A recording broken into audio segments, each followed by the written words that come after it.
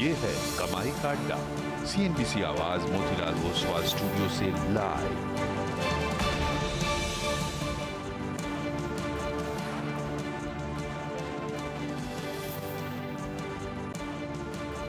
नमस्कार, CNBC आवाज Motilal Oswal studios में आप सभी का स्वागत है। आखिरी 1.5 घंटे का कारोबारी सत्र और भारतीय बाजारों में ऊपरी लेवल से दिख रही है मुनाफा वसूली। कहाँ होगी आपकी क्लोजिंग की रणनीति, उस पर करेंगे बातचीत, लेकिन पहले हेडलाइंस। हफ्ते के पहले कारोबारी दिन बाजार में दिखा दबाव। निफ्टी ऊपरी स्तरों से अब 125 पॉइंट गिरकर 22,500 के नीचे कायम। मिड और स्मॉल कैप स्टॉक्स में तेज बिकवाली। डर का इंडेक्स विक्स 13% भागा।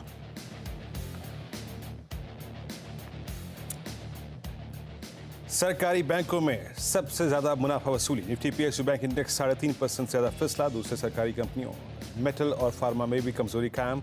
हालांकि IT शेयरों में आज अच्छी खरीदारी। और गोदरेज प्रॉपर्टीज में आज 10% से ज्यादा की तेजी दिखी। नतीजों के बाद JP मॉर्गन ने कंपनी की रेटिंग बढ़ाकर ओवरवेट की, टारगेट बढ़ाया, 3,100 किया। प्रेस्टीज, DLF, ओबरॉय जैसे स्टॉक्स में भी दिखा एक्शन।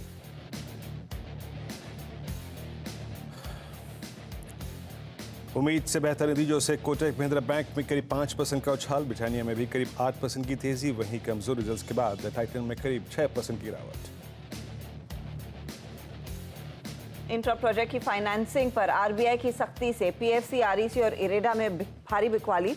9% टूटकर वायदे का टॉप लूजर बना PFC और REC जैसे स्टॉक। नई ड्राफ्ट गाइडलाइन के मुताबिक बैंक और NBFC को करनी होगी 5% अतिरिक्त प्रोविजनिंग। और कल आएंगे डॉक्टर रेड्डीज के तिमाही नतीजे। 38% बढ़ सकता है कंपनी का मुनाफा। मार्जिन्स में भी सुधार की उम्मीद। साथ ही पिडिलाइट, SRF और वोल्टा समेत वायदा कारोबार की 9 कंपनियां पेश करेंगी अपने तिमाही नतीजे। स्वागत है आप सभी का। आप देख रहे हैं कमाई का अड्डा। और मार्केट में आज हमने देखा है सुबह से ही धीरे धीरे करके कुछ पॉकेट्स में वीकनेस थी, लेकिन अब बिकवाली के पूरे गिरफ्त में मार्केट आता हुआ आप देखेंगे। निफ्टी 50 खासतौर से 22,500 के नीचे, इनफैक्ट 22,412 का लो इसने कुछ देर पहले छुआ है। निफ्टी बैंक का भी हाल आपकी स्क्रीन पर आ जाएगा।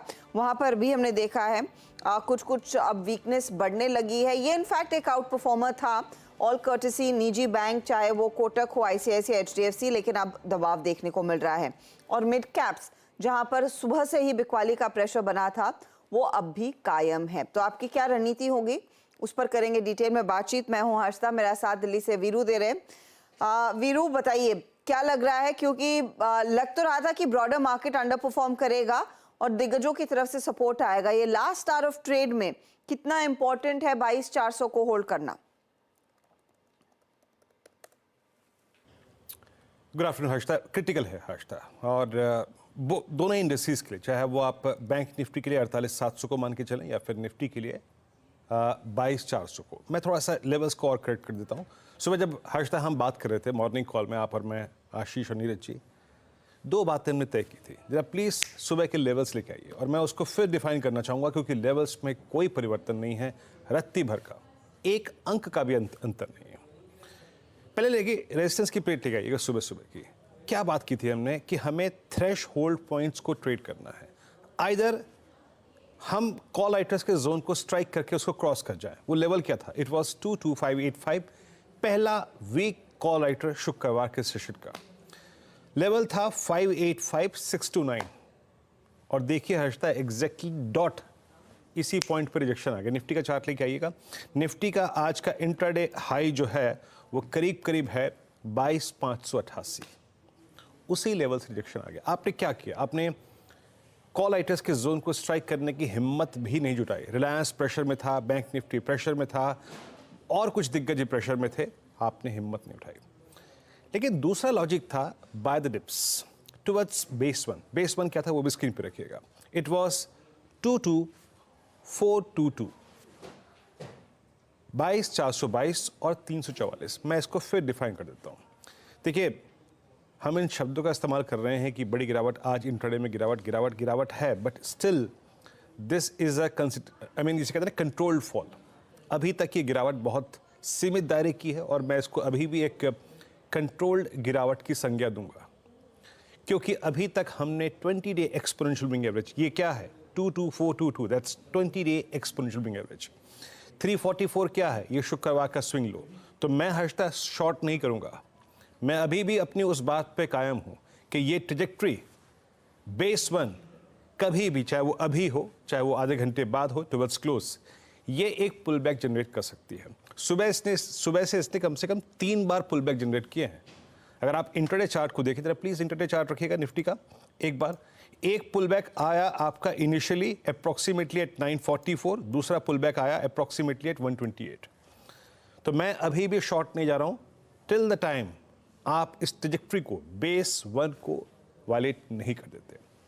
अब लेके आते हैं जरा इस वीकली काउंट्रेट के पुट राइटर्स कॉल राइटर्स क्या कर रहे हैं। अगर ये रेंज बाइसेक्ट होती है तो बाजार किस करवट बैठेगा उसको देखने की कोशिश करते हैं। जरा प्लीज स्टैट्स लेके आइएगा, आपकी स्क्रीन पे 3 कॉल्स और 3 पुट्स आएंगे। ये देखिए 22 मार्च पे कॉल राइटर ने कंप्लीट ग्रिप ली है और आउटस्टैंडिंग वाइज 70 लाख का हो गया। That means almost equal to 22,600। तो एज ऑफ नाउ याद रखिएगा ये एक स्ट्रॉन्ग सप्लाई पॉइंट बन चुका है, बट नीचे अभी भी 22,400 की पुट 44,75,000 का आउटस्टैंडिंग वाई होल्ड करती है, जिसमें से कि 20 लाख पुट आज जुड़ी हैं। तो हर्षता मेरे व्यू में कोई परिवर्तन नहीं है, मेरा व्यू वही है तटस्थ सुबह वाला। अभी भी निफ्टी की रेंज रहेगी और वो रेंज है नीचे 22422 एंड 344। ये जोन बाय का है और ऊपर की तरफ जो भी ट्रेड्स आप लें उसको अलविदा कहें 22,585 और 22 प्लीज लेवल लेके आइएगा सुबह के 636। जब तक हम इस रेंज के बाहर ऊपर की तरफ या फिर नीचे की तरफ क्लोजिंग नहीं दे देते, नया ट्रेड लॉजिकली नहीं बैठेगा। हर्षता तो ये निफ्टी की बात हुई, विरूप लगे हाथ निफ्टी बैंक। हर्षता देखिए निफ्टी बैंक में आज सुबह सुबह एक एडवांटेज था, फिर भी आज प्राइवेट बैंक्स अच्छा कर रहे थे, लेकिन पीएसयू बैंक्स आई थिंक आज बहुत खराब परिस्थिति में है। मेरा सुबह का लॉजिक क्या था, प्लीज लेके आइएगा बेस वन और RS1। मेरा सुबह का लॉजिक था, पहला बेस क्या है, दैट्स 48,754 510। ये अभी भी वायलेट नहीं हुआ है। आज का हमारा इंट्राडे लो जो हमने करीब करीब 1:33 पे लगाया था हर्षता, वो था करीब 48,823, यानी इस लेवल से अप्रॉक्सीमेटली 60 पॉइंट ऊपर। मैं अभी भी इस बात पे काबिज हूं कि अभी भी ये लेवल जो कि इस वीकली कॉन्ट्रैक्ट के सबसे बड़े पुट राइटर्स का जोन है, ये एक पिवट पॉइंट है। जब तक नहीं टूट रहा है शॉर्टिंग के कोई थॉट्स नहीं है। इवन मैं कह रहा हूं मैं बैंक निफ्टी को तब तक भी शॉर्ट नहीं करूंगा जब तक ये 48,200 को नहीं तोड़ रहा है। वो क्या है, that's still 20 day exponential moving average. अच्छा, मैं बेस वन की अगर डिप को बाय कर रहा हूं तो मैं उसे कहां तक ले जाऊंगा, उस ट्रेड को मुझे कहां लिक्विडेट करना है। रेजिस्टेंस लेके आइए प्लीज स्क्रीन पे, और वो स्क्रीन पर क्लियरली मेंशन था सुबह सुबह हर्षता, रेजिस्टेंस 1 लेके आइएगा स्क्रीन पे, और वो थी करीब करीब 49,306 की ट्रैजेक्टरी। इससे ऊपर का bank nifty as of now नहीं है, और आज का इंट्राडे हाई जो था वो करीब था 49,253। तो आज वेल डिफाइंड ट्रैजेक्टरी में निफ्टी बैंक रहे हैं। अभी भी ट्रेड की थीम वही है और मैं इसको जस्टिफाई कर सकता हूं ऑप्शन स्टैट से। प्लीज 6 स्ट्राइक्स लेके स्क्रीन पे आइएगा। अभी भी 49,500 पे, 49,400 पे, 49,300 पे एक जिसे कहते हैं ना सिवियर कॉल राइटिंग विजिबल है। वहाँ पे कॉल राइटर्स बैठे हुए हैं जो कि हमें इंडिकेट कर रहे हैं कि अभी हम 49,300 के ऊपर की बात नहीं करेंगे। Look at outstanding Y at 49,500, करीब करीब 42 लाख का। And same is the case with 48,700, 11 lakh का आउटस्टैंडिंग वाई। 48,800 पे करीब करीब 15 लाख का आउटस्टैंडिंग वाई। 48,500 पे करीब 24 लाख का आउटस्टैंडिंग वाई। तो इंडिसेस शुक्रवार के शॉक के बाद हर्षता एक रेंज में है, और जो रेंज आपको सुबह दी गई थी आप उस पर अभी भी काबिज रहिए जब तक कि वो टूटते नहीं है। लोअर एजेस पे पिक कीजिए और हायर एजेस पे एग्जिट कीजिए। हर्षता अब कुछ स्टॉक्स की बात करते हैं जहां पर आज बड़ा एक्शन देखने को मिला है, तेजी और मंदी की तरफ। कंसिडरिंग ऊपरी लेवल से मार्केट फिर फिसलने लगा है, तो लूजर्स आपके सामने हैं। टाइटन नंबर से निराश होकर वो स्टॉक करीब 7.5% कमजोर है। आज पूरे अदानी ग्रुप में अच्छी खासी बिकवाली है और अदानी एंटरप्राइजेस 3.5% से ज्यादा का नुकसान दिखा चुका है। इधर बीपीसीएल और कोल इंडिया में भी कुछ करेक्शन देखने को मिला है। लेकिन लेकर आइए आप पीएफसी, आरईसी, और इस पर आगे डिटेल में बातचीत होगी। वो आरबीआई की नई गाइडलाइन जहां पर प्रोविजनिंग ज्यादा करनी पड़ सकती है इंफ्रास्ट्रक्चर प्रोजेक्ट्स के लिए, इन दो स्टॉक्स पर सबसे ज्यादा इम्पैक्ट आ रहा है। सरकारी बैंक भी उस दरअसल गाइडलाइन का हिस्सा है क्योंकि इनको भी ज्यादा प्रोविजनिंग करनी पड़ेगी। तो पीएनबी, कैनरा जैसे स्टॉक्स हैं जहां पर 5 से 6% तक की गिरावट देखने को मिली है। लेकिन आज तेजी में ब्रिटानिया, और ब्रिटानिया के फेवर में सिर्फ एक फिगर गई है, वो है कंपनी की वॉल्यूम ग्रोथ जो अपर बैंड पर आई है 6%, वही ड्राइव कर रहा है स्टॉक को, वरना नंबर्स बहुत ही एवरेज थे। कोटक महिंद्रा बैंक के नतीजे अच्छे, 5% ऊपर। आज टीसीएस में बड़े दिनों बाद खरीदारी और जेएसडब्ल्यू स्टील में भी तेजी की पोजीशंस आ रही हैं। मिड कैप साइड पर देखिए गोदरेज प्रॉपर्टी, नंबर्स के बाद कॉनकॉल और उसके बाद वो रिपोर्ट्स आना, 10% ऊपर। एल्केम, दीपक नाइट्रेट, गुजरात गैस, ये दूसरे ट्रेड्स हैं जहां पर तेजी की पोजीशंस बनी हैं। तो ये कुछ स्टॉक्स है जहां पर सबसे ज्यादा एक्शन बनता हुआ दिखाई दिया है, तेजी और मंदी दोनों की तरफ। अब ऐसे में आपने ट्रेड कहां लेना है, किन स्टॉक्स में लेना है, उसकी बातचीत होगी डिटेल में। हमारा पैनल तैयार है आपकी मदद के लिए। फंडामेंटल्स पर शरद अवस्थी, टेक्निकल कॉल्स के लिए प्रकाश गाबा, मानस जायसवाल, राजेश सातपुते, राजेश पालविया, शिल्पा राउत और नीलेश जैन है। 2:15 बजे आज के मोस्ट टॉक्ड अबाउट स्टॉक्स, एक तो गोदरेज इंडस्ट्रीज और दूसरा पीएफसी आरईसी, इस सब पर यतिन को जोड़ेंगे। 2:20 पर पीजी इलेक्ट्रोप्लास का मैनेजमेंट हमारे साथ जुड़ेगा, कंपनी के एमडी विकास गुप्ता से होगी बातचीत। 2:45 पर फिर फोकस कराने वाले नंबर्स का, doctor Reddy's, Pidilite, SRF, Voltas, in fact लंबी लिस्ट है, उसमें से कुछ की हम बात करेंगे। 2:50 पर हमारे साथ हर्षा उपाध्याय जुड़ने वाले हैं, कोटक एएमसी के CIO इक्विटीज। फिर डीलिंग रूम का जायजा, BTST, STBT और क्लोजिंग की तरफ बढ़ेंगे। ओके, तो आपने ये कार्यक्रम का क्रम समझा हर्षता से। हमारे साथ इस कार्यक्रम में आज कौन कौन सम्मिलित होगा, अब एक काम करते हैं, ट्रेड्स पिक करना शुरू करते हैं। प्रकाश का मानस जायसवाल, राजेश सतपुते, शिल्पा राउत इस कार्यक्रम में जुड़ चुके हैं। आप सभी को नमस्कार, कार्यक्रम में स्वागत है। प्रकाश सर, आपसे शुरुआत करेंगे। आपका ट्रेड इस वक्त का और आपका सुबह का ट्रेड बेहद शानदार रहा सर। शुक्रिया, थैंक यू। इस वक्त जो चुना है मैंने ट्रेड वो है अल्केम। अल्केम में तेजी है, बार बहुत बढ़िया बना है, ट्रेड करा है 5100 के आसपास। 5040 का स्टॉप लगाना चाहिए, 60 रुपीज का। मुझे लगता है इसका जो टेक्निकल टारगेट है ये 5200 के, बिल्कुल मेरे ख्याल से वहां तक जाना चाहिए अल्केम। ओके, आपका एल्केम बाय कॉल है, और क्योंकि आपका ये एल्केम इस वक्त का बाय कॉल है, बट एक बात मैं कहना चाहूँगा कि अभी मैंने आपकी आई थिंक तारीफ करी कि आपका एबीबी का ट्रेड बहुत सुबह अच्छा था। सर, एबीबी इस वक्त करीब 3.25% ऊपर है, अभी भी डे हाई की डिरेक्टरी में ट्रेड कर रहा है। तो हमें ये भी कहना पड़ेगा कि एल्केम जो ट्रेड था वो सुबह मानस का था, और सुबह मानस ने पिक किया था, बहुत एप्रोप्रिएट, बहुत ही उम्दा टाइम पर। मानस, आपका ट्रेड वो बहुत खूबसूरत रहा, हालांकि अब वो पिक कर लिया एल्केम प्रकाश सर ने। आपका ट्रेड क्या है इस वक्त का? Good afternoon Virendra ji, so thank you so much appreciate करने के लिए। तो देखिए, मैरिको पे खरीदारी करनी है। अगर आप मैरिको के पैटर्न देखें तो करीब 20 सेशन लगे स्टॉक को कंसोलिडेशन में, लेकिन आज के पैटर्न को देख लग रहा है कि मैरिको तैयार हो गया है एक नेक्स्ट मूव के लिए, और शायद ये मूव एक बड़ा मूव हो सकता है क्योंकि स्टॉक ने अब अपने 200 डे मूविंग एवरेज को ब्रीच किया है, उसके ऊपर निकला है, वॉल्यूम बेहतर देखने को मिले हैं। तो मैरिको में करंट लेवल्स पे खरीदारी करेंगे। 519 रुपए का आपको स्टॉप लॉस लगाना है और 545 रुपए के टारगेट सेट करने हैं। ये कैश लेवल्स हैं मैरिको के लिए। अगर ऑप्शन में ट्रेड लेना चाहें तो मैरिको का जो 530 वाला कॉल ऑप्शन है 19 रुपए पे ट्रेड हो रहा है, वहां पर आप खरीदारी कर सकते हैं। इस ऑप्शन में आपको 14 रुपीज का स्टॉप लॉस लगाना है और 30 रुपए के टारगेट सेट करना है। ओके, तो ये फिलहाल मैरिको में एक अपॉर्चुनिटी। मैरिको के नंबर्स आना बाकी हैं और ब्रिटानिया के नंबर्स देखकर थोड़ी सी उम्मीद जगी है कि शायद इनके लिए बेहतर क्वार्टर रहेगा। 545 के लिए एक अपॉर्चुनिटी, वरना 530 का कॉल आप लेकर चलेंगे। शिल्पा, आफ्टरनून, आपका ट्रेड?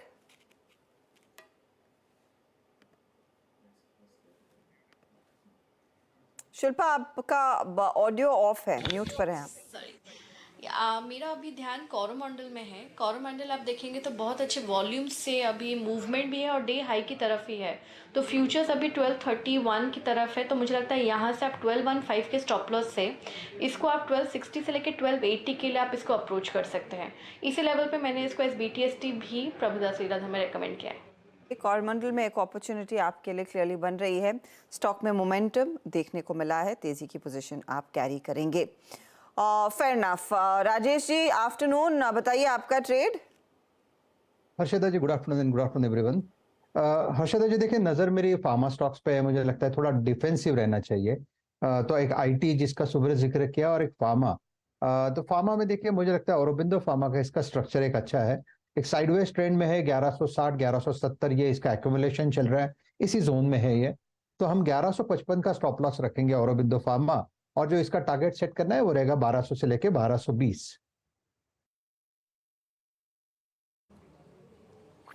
ओके, अरविंदो फार्मा 1171 पे ट्रेड राजेश जी पिक करते हुए। अरविंदो फार्मा का चार्ट स्क्रीन पे रखिएगा, एक बार हल्का सा एनालाइज कर लेते हैं क्या कर रहा है यहाँ पर।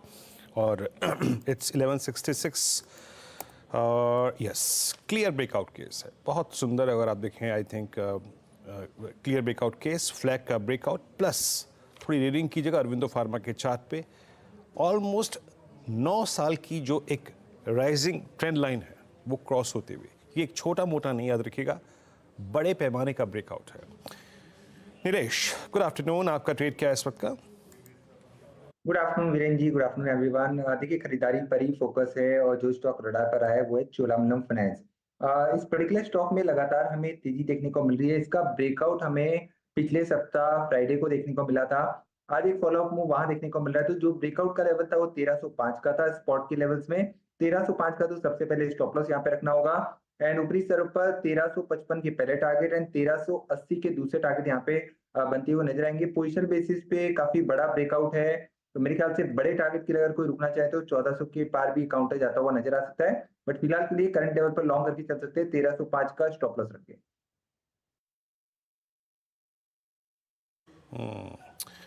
चलो, आपकी कॉल है करीब करीब 1355 का टारगेट, 1380 का टारगेट, और टेक्निकल्स कॉल यहाँ पे पूरी हो गई। मीनवाइल राजेश जी का जो ट्रेड था Aurobindo pharma is a day high, और ये ऑल टाइम हाई क्लस्टर है इसका। अब चलते हैं शरद जी के पास। शरद जी नमस्कार, कार्यक्रम में स्वागत है आपका। आज टर्बुलेंस तो मार्केट में बहुत है, बट स्टेबिलिटी हम कुछ कैपिटल गुड्स में देख रहे हैं। आज केमिकल बास्केट में काफ़ी स्ट्रॉन्ग बाइंग है। रियल स्टेट एक clear cut, I think, strong space उभरा है आज। आप क्या पिक कर रहे हैं इस वक्त? मुझे लगता है बंधन बैंक एक डिसेंट बेट होनी चाहिए। रिसेंटली जो मैनेजमेंट में चेंजेस भी आए हैं, अगले 2-3 महीनों में मोस्ट प्रोबेबली नए एमडी वगैरह अपॉइंट कर दिए जाएंगे। तो जो एक अनसर्टेनिटी उनके चारों तरफ थी वो सॉल्व हो जाएगी। प्लस नॉर्थ ईस्ट में कुछ अनसर्टेनिटीज थी टेंशंस की वजह से, उस वजह से एमएसएमई बिजनेस जो ईईबी बिजनेस में बैंक रिपोर्ट करता है वहाँ थोड़े चैलेंजेस आए हैं। क्रेडिट गारंटी फंड में जो ऑडिट वगैरह है वो भी क्लैरिफाई हो जाना चाहिए अगले 3 से 4 महीनों में।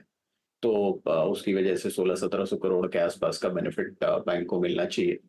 तो मुझे लगता है जैसे जैसे ये बैंक जो अपनी लॉन्ग टर्म नीति है, ग्रेजुअली ईईबी या माइक्रो फाइनेंस बिजनेस को सिर्फ 30% ऑफ टोटल रेवेन्यूज पे ले आने का, और बाकी जो लोन्स बिजनेस है, रिटेल लोन्स या कॉर्पोरेट लोन्स, वहाँ पे ग्रोथ करने का, तो उसका आपको फायदा आने वाले समय में दिखना चाहिए। नंबर्स में इम्प्रूवमेंट भी दिखनी चाहिए।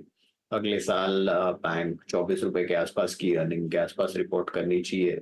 एवरेज में 18 से 20% ग्रोथ बहुत मुश्किल नहीं होनी चाहिए। और मुझे लगता है कि जिस तरीके का ब्रांच एक्सपेंशन है वो भी फायदा देना चाहिए। कोई डिपॉजिट गार्नरिंग में कोई ऐसा स्लो डाउन देखने को नहीं मिला है।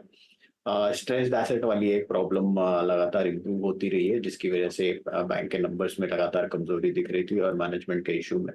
तो मुझे लगता है अब इन वैल्यूएशन पे लगभग 1.5 टाइम्स प्राइस टू बुक पे बैंक अवेलेबल है। अगर 1 ईयर फॉरवर्ड पे 1.5-1.6 टाइम्स भी ट्रेड करता है, तो मुझे लगता है यहाँ से आप 300-325 रुपए तक के लक्ष्य के लिए बंधन बैंक पे काफी बढ़िया बैठेंगे। चाहिए अपॉर्चुनिटी आपको दिख रही है, एक अच्छी तेजी यहाँ पर साफ नजर आ रही। कुछ और ट्रेड्स जिनमें आज थोड़ा बहुत एक्शन देखने को मिला है, गुजरात गैस पर एक बार नजर डालिएगा। ये भी एक अच्छा खासा गेन दिखा रहा है, और आपको याद होगा आई थिंक पिछले हफ्ते ही हम आईजीएल, पेट्रोनेट, एलएनजी जैसे काउंटर्स की बात कर रहे थे। गुजरात गैस में आज का मूव कितना टिकाऊ है? 551 के आसपास ये जो पहुंचा है। शिल्पा, इस पर नजर गई है क्या आपकी? अच्छा खासा ओआई एडिशन है आज।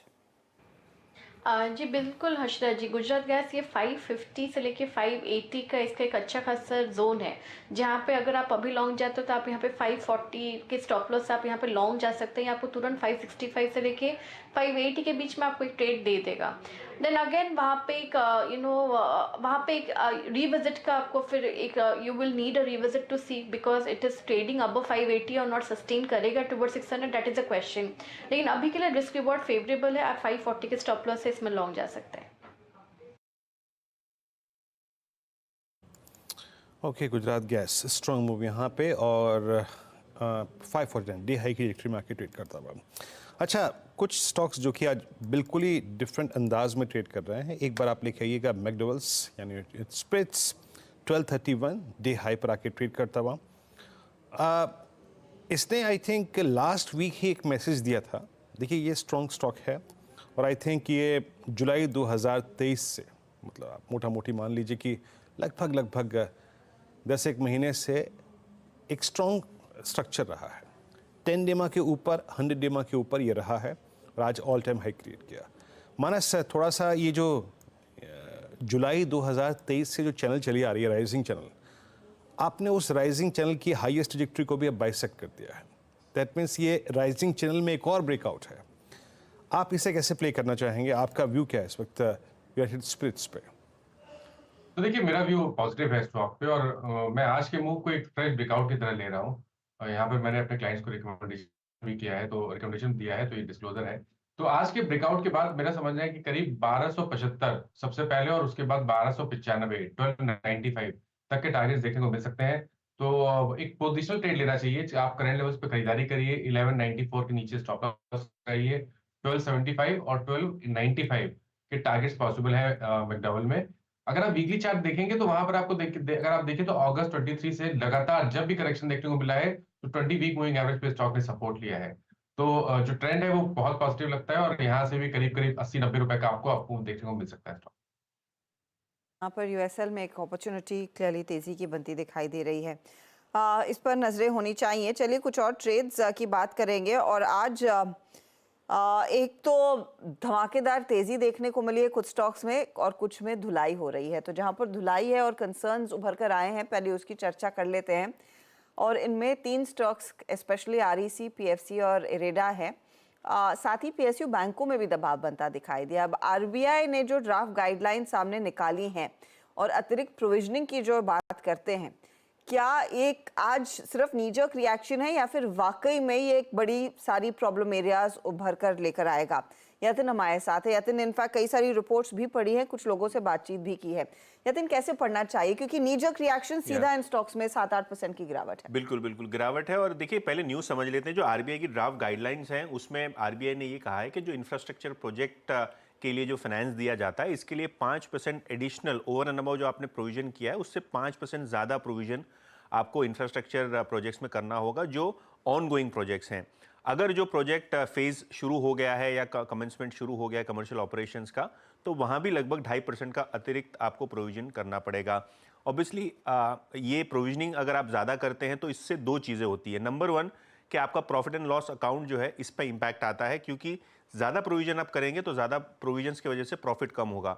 दूसरा कि क्योंकि आप एक प्रोविजन पहले की आपकी जो लोन बुक है उस पर भी प्रोविजन बनाएंगे तो इससे आपका कैपिटल एडिक्वेसी रेशियो भी कम होता है, जिसके कारण एक इम्पैक्ट आपको खास करके सरकारी बैंक्स और सरकारी पीएसयूज जो एनबीएफसी स्पेस में इन पे देखने को मिलता है। जहाँ तक कि सीएलएसए का सवाल है, इनको लगता है कि आरईसी, पीएफसी जैसी कंपनियों पे इसका इम्पैक्ट बहुत लिमिटेड रहेगा, क्योंकि पीएनएल अकाउंट में ऑलरेडी इंडिया स्टैंडर्ड्स वो फॉलो करते हैं, जिसके कारण प्रोविजन वो ज़्यादा बना के रखते हैं। लेकिन हाँ, पिछले जो लोन्स हैं उन पे क्लियरली कैपिटल एडिक्वेसी का इम्पैक्ट होगा। बट अभी अगर आप कैपिटल एडिक्वेसी रेशियो देखें पीएफसी आरईसी का, तो 22 से 23% जितना है, काफ़ी कंफर्टेबल पोजीशन में। जहाँ तक कि आईएफएल सिक्योरिटीज़ का सवाल है, इनको लगता है कि जो सरकारी बैंक्स हैं इन पे लगभग 1.5 से 3% के आसपास का बुक वैल्यू पे इम्पैक्ट होगा, और जो आरईसी, पीएफसी जैसी बड़ी कंपनियां हैं इनकी बुक वैल्यू पे लगभग 7 से 8% का इम्पैक्ट होगा, क्योंकि ये company 1, 1.5, 2 time price to book पे ट्रेड करती हैं, तो परसेंटेज भी डबल होता है इम्पैक्ट का, जिसके कारण आप सारा का सारा जो ये पीएसयू बैंकिंग स्पेस है या जो आरईसी, पीएफसी, इरेडा जैसी सरकारी एनबीएफसीज हैं, इन पे आप एक बड़ा कट देख रहे हैं। 5 से 7% औसतन ये सारे के सारे स्टॉक्स गिरे हुए हैं। एक बड़ा शेकआउट आता हुआ दिखाई दिया है सभी काउंटर्स में। इस पर मैं आपकी राय लेना चाहूँगी शरद, जो आज रिएक्शन है वो हो चुका है या फिर कुछ और पेन देखने को मिल सकता है नंबर्स इन कंपनियों की बुक्स पे?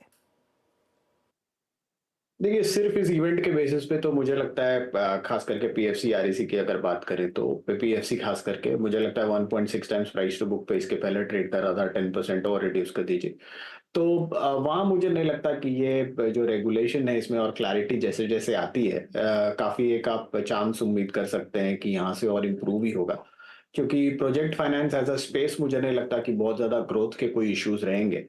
और जहां तक बेस इफेक्ट का सवाल है, अगर रेगुलेशन चेंज आता भी है वो एडिशनल यूनिट्स पे आएगा या आपके जो प्रॉब्लमेटिक एसेट्स हैं सिर्फ उस पे आएगा या अक्रॉस द बोर्ड आएगा या जिसको आपने रीफाइनेंस किया है उन एसेट्स पे आएगा, बहुत सारी क्लैरिफिकेशन अभी भी आनी बाकी है, ये ड्राफ्ट गाइडलाइंस है। तो मुझे लगता है इसमें बहुत सारी एम्बिग्युइटी अभी भी बाकी है, वो जैसे जैसे आती है वैसे वैसे एक रीराइट होगा। लेकिन अभी टेम्पोररीली अगर मैं एज इट इज मान लूं कि ये पूरे स्टैंडर्ड एसेट्स पे ये प्रोविजनिंग आती है और 2026-27 तक वो उसको 5% तक ले जाने की बात कर रहे हैं, तो ग्रेजुअली ये होना चाहिए। तो उसका वजह से पहले साल हो सकता है आपको एक नीजक रिएक्शन दिखाई दे और मोस्ट प्रोबेबली पीएल को भी साइडलाइन करके सीधा बैलेंस शीट में इफेक्ट लेने की बात की गई है। तो ये सब अगर होता है तो बहुत ज्यादा आपको पीएल पे इफेक्ट नहीं दिखेगा, बट बैलेंस शीट पे आपको डिसेंट इफेक्ट दिखेगा ऑब्वियसली, जैसा अभी यतिन भी बोल रहे थे कि उनकी जो लेंड करने की एबिलिटी है उसमें थोड़ा फर्क पड़ेगा। बट ऑन बैलेंस मैं जितना देखता हूँ मुझे लगता है और बहुत एम्बिग्युइटी है, उसमें क्लैरिटी आने की जरूरत है। अगर वो क्लैरिटी फेवरेबल आती है और सिर्फ जो रीफाइनेंस लोन्स हैं जो कभी एनपीए वाली इशू में गए थे उनको आपने रीफाइनेंस किया उस पर वो आता है तो वो काफी हद तक रिजॉल्व हो जाता है। और अगर पूरे पे भी होता है तो मुझे लगता है पहले साल के नंबर्स को आप एट मैक्स इम्पैक्ट करेंगे, उसके बाद तो जो बेस इफेक्ट है वो किक इन हो जाएगा, तो थोड़ा बहुत लैंडिंग कैपेबिलिटीज पे फर्क पड़ेगा। बट 8-10% जैसी करेक्शन जो हमने आज देखी है अगर सिर्फ इस इवेंट के बेसिस पे, तो मुझे लगता है ज्यादातर स्पेस में खास करके पीएफसी के केस में मुझे लगता है 1.6 टाइम्स प्राइस टू बुक पे ज्यादातर नेगेटिव प्राइस देने, यहाँ से और ज्यादा करेक्शन की मैं उम्मीद नहीं कर रहा। और ज़्यादा करेक्शन की उम्मीद इन स्टॉक्स में नहीं, लेकिन वेरी क्विकली अगर नीलेश आप SBI, PNB and the likes पर नजर डाल सके, क्योंकि वहां पर भी एक रिएक्शन आया है आज। बिल्कुल अर्षिता जी, देखिए पीएफ इनफैक्ट एसबीआई और सारी पीएसयू बैंकिंग पे हमें आज दबाव देखने को जरूर मिल रहा है, बट मेरे ख्याल से अगर और थोड़ा दबाव यहाँ पे आता है तो वो एक अच्छी अपॉर्चुनिटी हो सकती है फ्रेश खरीदारी के पॉइंट ऑफ व्यू से, क्योंकि जो सपोर्ट है एसबीआई का वो 790 के आसपास का है, तो करंट लेवल पर इसे एक स्टैगर वे में अभी भी ऐड करके चल सकते हैं। पोजिशनल टारगेट 850 के पार ये काउंटर जाता हुआ नजर आ सकता है, हालांकि उसके लिए थोड़ा समय जरूर लगेगा, बट मैं कहूंगा कि और थोड़ी डिप मिलती है काउंटर्स लाइक एसबीआई, बीओबी और कैनरा बैंक जैसे पीएसयू बैंकिंग स्पेस में, तो वो एक अच्छी अपॉर्चुनिटी होगी और लॉन्ग साइड में फोकस करके चल सकते हैं।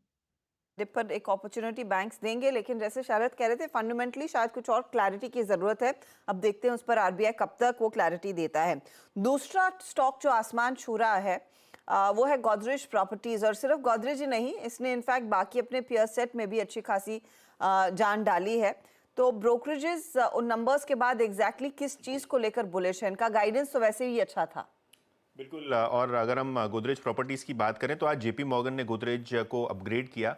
गोदरेज प्रॉपर्टीज की बात करें तो फ्राइडे को जब रिजल्ट्स आए थे तभी जो FY25 का गाइडेंस था वो काफ़ी स्ट्रॉन्ग था FY24 के गाइडेंस के मुकाबले।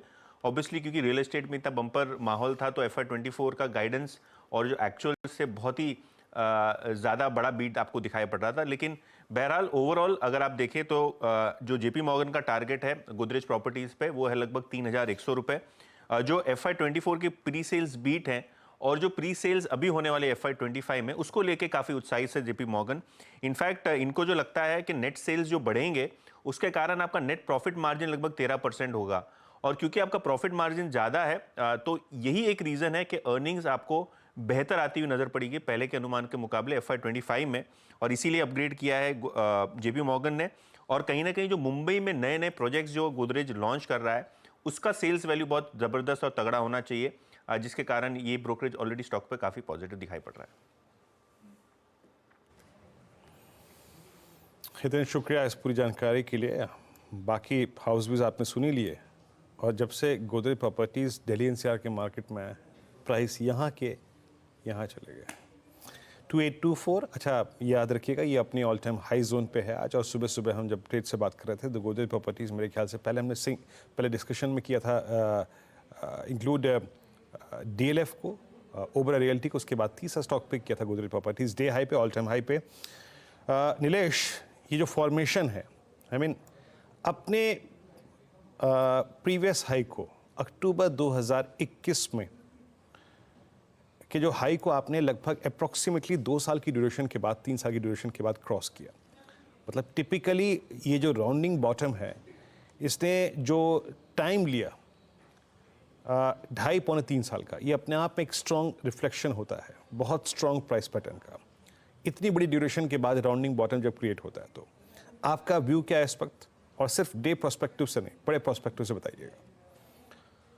बिल्कुल वीरेन जी, देखिए काफी बड़ा राउंडिंग बॉटम फॉर्मेशन ब्रेक हुआ है यहाँ पर, और एक copy book style weekly time frame पे राउंडिंग बॉटम का ब्रेकआउट यहाँ पे हमें देखने को मिला है। बड़े लेवल पर अगर हम देखें तो इसके टारगेट लगभग 3500 टू 3800 के निकल के आ रहे हैं। वो लगभग हो सकता है 6 to 8 मंथ से हमें देखने को मिले, बट फिलहाल इमीडिएट बेसिस पर भी एक छोटे टाइम फ्रेम पे ब्रेकआउट हमें यहाँ पे देखने को मिल रहा है, जहाँ पे 2800 का लेवल इमीडिएट बेसिस पे ब्रेकआउट हुआ है। मेरे ख्याल से मोमेंटम के हिसाब से नेक्स्ट 2 to 3 डेज के पॉइंट ऑफ व्यू से 2880 से लेके 2900 तक के टारगेट को ध्यान में रख के यहाँ पे लॉन्ग करके चल सकते हैं। काफी अच्छी वॉल्यूम एक्टिविटी भी यहाँ पे देखने को मिली है, तो एक price and volume breakout candidate भी है। तो यहाँ पे 2770 2760 के आसपास का स्टॉप लॉस रखें, 2880 से 2900 के इमीडिएट टारगेट, और थोड़े से पोजीशन बेसिस पे 3500 टू 3800 तक के टारगेट यहाँ पे देखने को मिल सकते हैं।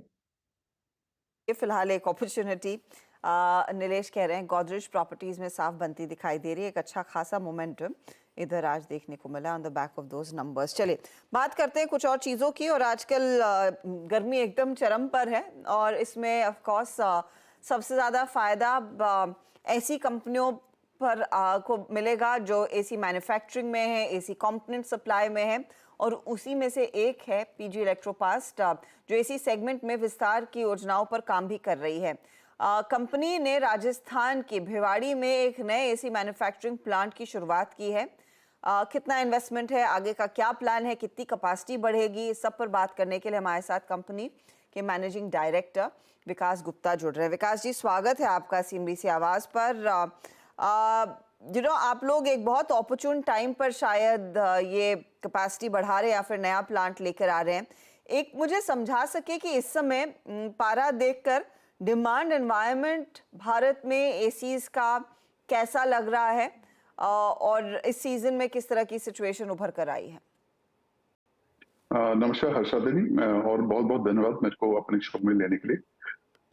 हमने जो भिवाड़ी में एसी मैन्युफैक्चरिंग की जो नई कैपेसिटी ऐड करी है, नई कैपेसिटी लगाई है, डेफिनेटली उसकी टाइमिंग एक बहुत अच्छी नजर आ रही है। और जो करंट अगर हम लोग हीट वेव देखें और जो प्रोजेक्शन हैं, जैसे आपसे मौसम विभाग ने बताया कि आगे जाके जो तापमान है और बढ़ेगा, तो एक अच्छा मोमेंटम दिख रहा है। जो भी क्लाइंट्स जिनके लिए हम लोग ये एसी बनाते हैं, उन्होंने भी जो फोरकास्ट हमको दिया है उसका अपवर्ड रिवीजन दिया है।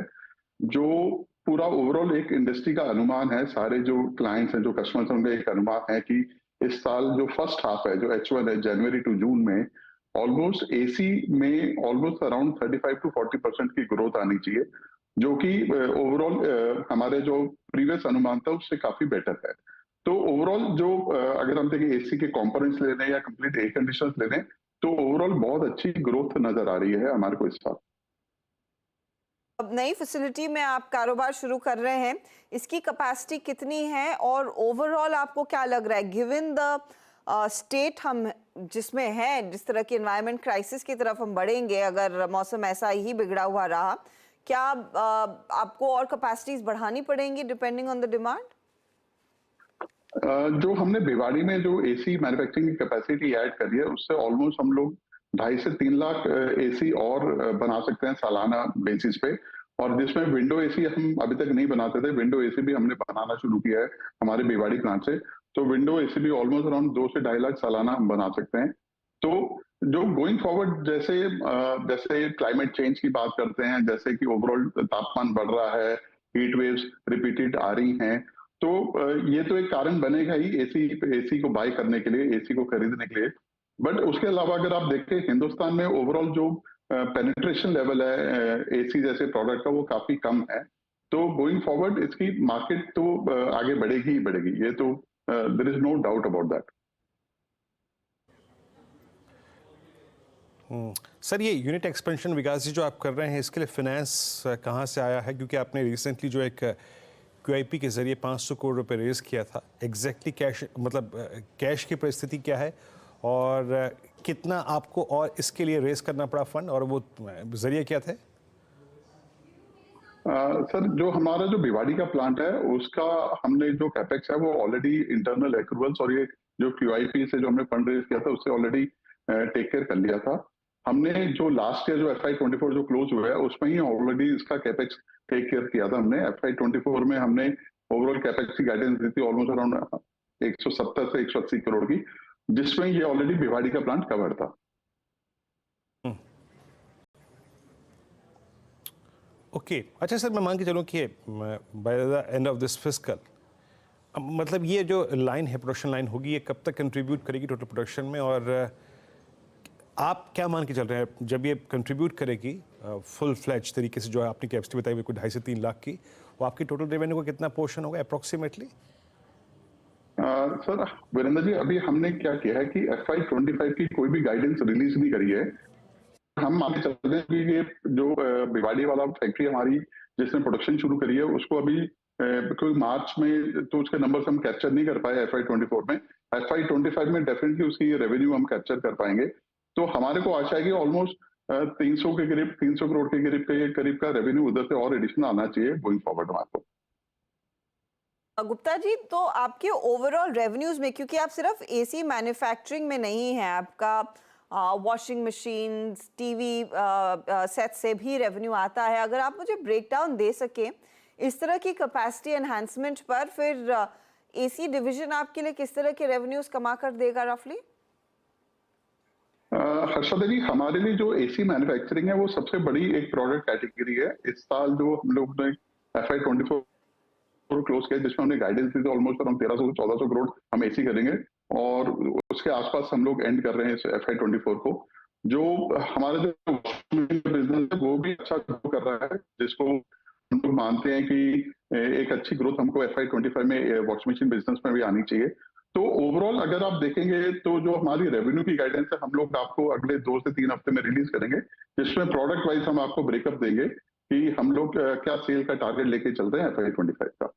Then I call it there Vikas ji, क्योंकि नंबर्स के बाद फिर डिटेल में और बातचीत होगी, कुछ और आप खुलासा कर पाएंगे कि FY25 का आउटलुक कितना अच्छा है। फिलहाल हमारे लिए समय निकालने के लिए और ये हाइलाइट्स देने के लिए बहुत बहुत शुक्रिया। PG इलेक्ट्रोप्लास्ट एक अच्छी पोजीशन में रहा है उस डिमांड को भुनाने के लिए। ऑफ कोर्स नंबर्स आना बाकी है, लेकिन जिस तरह से मैनेजमेंट कह रहा है कि वो FY24 का गाइडेंस मीट करते हुए दिखाई देंगे, एंड 35 से 40% दरअसल वो समर में डिमांड बढ़ती हुई दिखाई दी है, उसको पूरी तरह से भुनाने की कोशिश रहेगी। पिछले 1 महीने में ये काउंटर एक अच्छा खासा परफॉर्मर रहा है। शरद, आपकी नजर गई है क्या इस पे? हाँ, काफी अग्रेसिव कैपेक्स किया है कंपनी ने। मुझे लगता है वैल्यूएशन के लिहाज से अब जैसी मैनेजमेंट कमेंट्री है कि फॉरवर्ड नंबर्स और ज्यादा अपग्रेड करेंगे और AC मैन्युफैक्चरर से डिमांड भी उनको ठीक ठाक मिल रही है। काफी बढ़िया परफॉर्मेंस कंपनी के प्राइसेस में तो और परफॉर्मेंस नंबर्स वाइज भी हमने देख लिया ऑलरेडी। बट अगले साल भी ज्यादातर अनुमान के हिसाब से मुझे लगता है प्रॉफिट्स में ऑलरेडी 40-45% की अपसाइड की गुंजाइश थी। तो कंपनी लगभग 72 से 75 रुपए के आसपास की अर्निंग्स रिपोर्ट करेगी, और मुझे लगता है 30-35 का मल्टीपल मिलना बहुत मुश्किल नहीं होना चाहिए। और मेरा भी मानना यही है कि AC डिमांड में काफी रोबस्ट रहना चाहिए डिमांड स्ट्रक्चर, तो इनको फायदा उसका मिलना चाहिए। और तो अगर आप कंजर्वेटिवली मान के चलें तो मुझे लगता है 2400-2500 रुपए तक के लक्ष्य तो आप मान सकते हैं स्टॉक में। ओके, PG इलेक्ट्रोप्लास्ट 2122 पे ट्रेड करता हुआ 1.5% नीचे एज ऑफ नाउ ट्रेड कर रहा है। ये आज की प्राइस परफॉर्मेंस है। इंडेक्स 22,415, निफ्टी 60 अंक नीचे, बैंक निफ्टी करीब 48,817 पे ट्रेड करता हुआ। कोई बहुत सब्सटेंशियल चेंज नहीं आया, तो स्टॉक स्पेसिफिक अपनी आई थिंक इस डिस्कशन को जारी रखेंगे। राजेश पालवी एक्सिस सिक्योरिटी से जुड़ चुके हैं। राजेश, गुड आफ्टरनून, कार्यक्रम में स्वागत है। प्रेशर है मार्केट्स में और आई थिंक शुक्रवार के उस शॉक से बाहर इंडिसेस अभी निकल के नहीं आ पाए हैं। आप अप्रोच क्या रख रहे हैं इंडिसेस पे, पहले बताइएगा थोड़ा सा, आपकी रीडिंग क्या कह रही है एट एक्सिस और एक्सिस सिक्योरिटीज, और स्टॉक स्पेसिफिक आपका रुझान क्या है, क्या पिक कर रहे हैं आप? गुड आफ्टरनून वीरेन जी, गुड आफ्टरनून एवरीवन। सो देखिए, यस मार्केट में वॉलेटिलिटी जरूर है और हमें लगता है कि थोड़ा डिप यहाँ पे और बढ़ते हुए दिख सकता है टुवर्ड्स 22,400 22,380 ये जोन में हमें लगता है निफ्टी एक बार आते हुए दिख सकता है स्पॉट में। और वहां पे हमें लगता है कि डिप्स में वापस से बाइंग एक अपॉर्चुनिटी मिलेगी जब तक हम 22,350 के ऊपर सस्टेन कर रहे हैं। ये डिप्स को बाइंग अपॉर्चुनिटी जैसा ही यूज करेंगे। बैंक निफ्टी थोड़ा सा यहाँ पे हमें लगता है कि यहाँ पे थोड़ा फोकस करना चाहिए। यहाँ पे हमें लगता है कि जैसे ही वापस 49,100 के लेवल स्पॉट पे क्रॉस होंगे, यहाँ पे एक अच्छा मोमेंटम बनते हुए दिख सकता है हायर साइड पे। तो बैंक निफ्टी में हमें लगता है कि ये जो डिप मिला है यहाँ पे 48,700 के स्टॉप लॉस से यहाँ पे लॉन्ग साइड का ट्रेड लिया जा सकता है। स्टॉक स्पेसिफिक हमें लगता है यहाँ पे जुबिलेंट फूड पे फोकस करना चाहिए। स्टॉक में एक बड़े करेक्शन के बाद स्टॉक में अब जिस तरीके से रिकवरी के साइन यहाँ पे एक बेस बना के स्टॉक ने दिखाए हैं, वीकली सेटअप पे देखते हैं फॉलिंग ट्रेंड लाइन का ब्रेकआउट ऑलरेडी पिछले वीक में होते हुए दिखा। फॉलो अप बाइंग एक्शन देखने को मिले। आज के सेशन में देखें तो डेरिवेटिव डेटा में लॉन्ग बिल्टअप के साइन यहाँ आते हुए दिखे। Stock comfortably 20 day 50 day moving average के ऊपर सस्टेन करते हुए दिख रहा है। हमें लगता है जुबिलेंट फूड में यहाँ पे एक अच्छा मोमेंटम बनते हुए दिख सकता है। फ्यूचर्स में हम इसमें टारगेट जो एक्सपेक्ट कर रहे हैं वो आना चाहिए करीब 480 485 की तरफ। स्टॉप लॉस जो रखना होगा वो करीब होगा 458 के आसपास। जुबिलेंट फूड्स आपके स्क्रीन पे 466 पे आपने पिक किया है लॉन्ग साइड पे और इंडेक्सेस पे आपका व्यू है कि 22350 एक क्रिटिकल लेवल रहेगा। अच्छा, कुछ स्टॉक्स को और पिक करते हैं और मैं उस पर आता हूँ, लेकिन उससे पहले आपको काम करता हूँ, जरा क्रम बताता हूँ चार का चौका का। चार ट्रेड्स आपके स्क्रीन पे आएंगे और वो किस प्रकार से और उनका क्रम क्या होगा वो रखता हूँ आपकी स्क्रीन पे। सस्ता ऑप्शन अभी कुछ देर में शिल्पा जी की सौजन्य से आएगा, बताएंगे आपको आज का सस्ता ऑप्शन ट्रेड। एफएनओ सुपरस्टार आज पिक करेंगे राजेश पालवे जी एक्सिस सिक्योरिटीज से। उसके बाद चार्ट का चमत्कार मानस जायसवाल पिक करेंगे और मिड कैप फंडा के लिए आज जो फंडामेंटल विशेषज्ञ हर्षद अवस्थी वही पिक करेंगे इस ट्रेड को। मीनवाइल कुछ ट्रेड्स जहां पे क्रैक आ रहे हैं, जरा प्लीज़ एक बार स्क्रीन पे रखिएगा। अपोलो टायर्स इट्स 481 और डेलो की ट्रेजेक्ट्री में, और हालांकि प्राइस डैमेज काफ़ी सिवियर हो चुका है तो अब यहाँ पे फ्रेश पर्सपेक्टिव लेने की ज़रूरत नहीं है। फिर आप लेके आइएगा मदरसन आपकी स्क्रीन पे। थोड़ा सा ऑटो और ऑटो इंसुलेट स्पेस में पेन बढ़ रहा है और संवर्धन मदरसन में it's a complete reversal, candle reversal है यहाँ पे। मानस यहाँ पे आज 10 डेमा टूट रहा है और इस कैंडल ने कंप्लीटली पिछली 3 कैंडल्स को कवर किया है। आपका टेक इस वक्त क्या है संवर्धन पे? लेकिन आज के पैटर्न डेफिनेटली नेगेटिव हैं, क्योंकि जब गिरावट देखने को मिली है तो 60 मिनट चार्ट पे लोअर टॉप लोअर बॉटम्स का कंफर्मेशन मिला है। स्टॉक 10 डे मूविंग एवरेज के नीचे फिसला है। शायद गिरावट और बढ़ेगी लेकिन शॉर्ट करने की राय नहीं रहेगी, क्योंकि नीचे की तरफ 20 डे मूविंग एवरेज मेरे ख्याल से 125 रुपए 50 पैसे के आसपास है। तो यहाँ से बहुत बड़ा डाउन साइड शायद देखने को ना मिले। लेकिन अगर 125 रुपए के नीचे स्टॉक जाए तो आप बिल्कुल अपनी लॉन्ग पोजीशन से तो एटलीस्ट एग्जिट हो सकते हैं। इस गिरावट में खरीदारी ना करें तो बेहतर रहेगा। खरीदारी केवल 131 रुपए के ऊपर करेंगे। 131 के ऊपर ही खरीदारी संवर्धन मदरसन में, उससे पहले नहीं। अच्छा, लेकर आइए सारे आपके निफ्टी पहले तो निफ्टी आईटी दिखाइएगा प्लीज, और फिर टीसीएस, इन्फी, एलटीआई, माइंडट्री में क्या हो रहा है उसकी समीक्षा करते हैं। निफ्टी आईटी आज करीब 1.1% ऊपर है। ये वो पॉकेट था जिसने ड्रैग किया था अच्छा खासा मार्केट को फ्राइडे के सत्र में। टीसीएस में 2% के gains. Infy, LTI, Mindtree, even HCL Tech, Tech Mahindra और विप्रो, पांचों दिग्गज काउंटर्स तेजी में। अब इनमें कहां पर ट्रेड का मौका बन रहा है? गावा साहब, नजर गई कि आपकी टीसीएस या फिर इन्फोसिस पर? टीसीएस सुबह से एक अप दिखा रहा था और ब्रेकआउट भी मिला।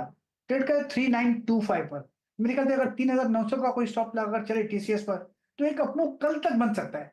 कल तक 3975 टू 4000 ये जोन है, ये जोन है, वहां तक जा सकता है। तो टीसीएस में बाय बनता है एक बीटीएस के तौर पर। बस रही बात इन्फोसिस की, मैं इन्फोसिस का चार्ट निकाल लेता हूं। यहाँ पर ओके है, नथिंग ग्रेट, अवॉइड कर दे तो अच्छा रहेगा। लेकिन टीसीएस यस एक बेहतर ट्रेड बनता है। टीसीएस में एक मौका आपको दिख रहा है, तेजी की पोजीशंस लेनी चाहिए। यहाँ पर एक माहौल ऐसा बना है कि आगे खरीदारी बढ़ती हुई दिखाई देगी।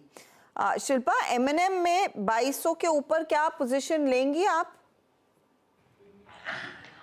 जी बिल्कुल, यहाँ पे just a second, I will just check. जी हर्षा जी, एमएनएम में यस 2200 के ऊपर सस्टेन कर रहा है तो एक ट्राई ले सकते हैं। But still I will suggest कि क्योंकि मार्केट काफ़ी चॉपी है, यहाँ पे लेवल्स जो 22,400 है इसके ऊपर अगर जाता है, नीचे जाता है मार्केट, तो इसमें और आपको स्टीप डाउनसाइड मिलेगा। तो यहाँ पे इमीडिएट बेसिस में मैं लॉन्ग्स के लिए रेकमेंड नहीं करूँगी। दो काउंटर स्ट्रॉन्ग है, आप यहाँ पे 2300 से लेकर 2400 का एक अपसाइड ले सकते हैं, बट SBTST या फिर कुछ इमीडिएट बेसिस पे नहीं करेंगे रेकमेंड, तो better, because you never know gap down हो या क्या हो, तो उसमें होगा आपका स्टॉप लॉस हिट हो जाएगा। ओके, तो थोड़ा सा संभल कर चलें। M&M वैसे आपको एक चीज़ पर ध्यान रखना है कि इस पर्टिकुलर हफ्ते hero, Tata Motors and the likes के नंबर्स आने वाले हैं। अब मुझे एग्जैक्टली याद नहीं है कि क्या M&M भी अपने नंबर्स पोस्ट करता हुआ दिखाई देगा।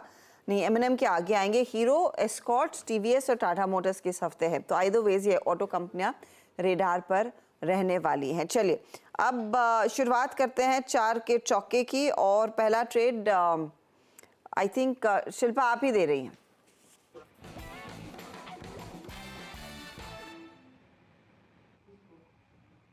जी हर्षिता जी, यहाँ पे थोड़ा क्योंकि PSUs में सबसे ज़्यादा डैमेज है और मार्केट क्रिटिकली थोड़ा डाउनसाइड जा रहा है, तो एक रिस्की ट्रेड है। बट यहाँ पे मुझे लगता है कैनरा बैंक में 580 का पुट जो रफली 17-18 रुपीज़ के बीच में ट्रेड कर रहा है, आप इसमें पार्टिसिपेट कीजिए। छोटा सा स्टॉप लॉस इसमें रखते हैं 14 रुपये का। यहाँ पे पहला टारगेट 22 से लेकर 23 के बीच रहेगा, और अगर इसके ऊपर ये सस्टेन करता है, मतलब स्टॉक और नीचे जाता है, देन यू विल सी 26 से लेकर 28 के लेवल्स भी। तो यहाँ पे पहला ट्रेड हो गया सस्ता ऑप्शन कैनरा बैंक का पिक किया शिल्पा जी ने। FNO सुपरस्टार के चलते राजेश जी के पास। राजेश जी क्या पिक कर रहे हैं आप? राजेश पालवे जी। तो वीरेन जी, पॉलीकैप पे बाय करने की सलाह है। एक कंटिन्यूटी बनी हुई है अप ट्रेंड की, और जिस तरीके से stock all time high trajectory में ही ट्रेड कर रहा है, अगर आज के डेटा में भी देखें तो लॉन्ग बिल्टअप बनते हुए दिखे, करीब 6% के आसपास के ऊपर इंटरेस्ट ऐड होते हुए दिखे। हमें लगता है पॉलीकैप फ्यूचर का ये मोमेंटम फर्दर एक्सटेंड होते हुए दिख सकता है। 6040, 6050 तक के अपसाइड के टारगेट इसमें आते हुए दिख सकते हैं। स्टॉप लॉस जो रखना होगा वो करीब होगा 5910 के आसपास। ओके, तो ये फिलहाल आपके लिए एक अपॉर्चुनिटी पॉलीकैप में बन रही है, और पॉलीकैप इनफैक्ट आज अच्छी तेजी में भी है। मानस, मिड कैप फंडा?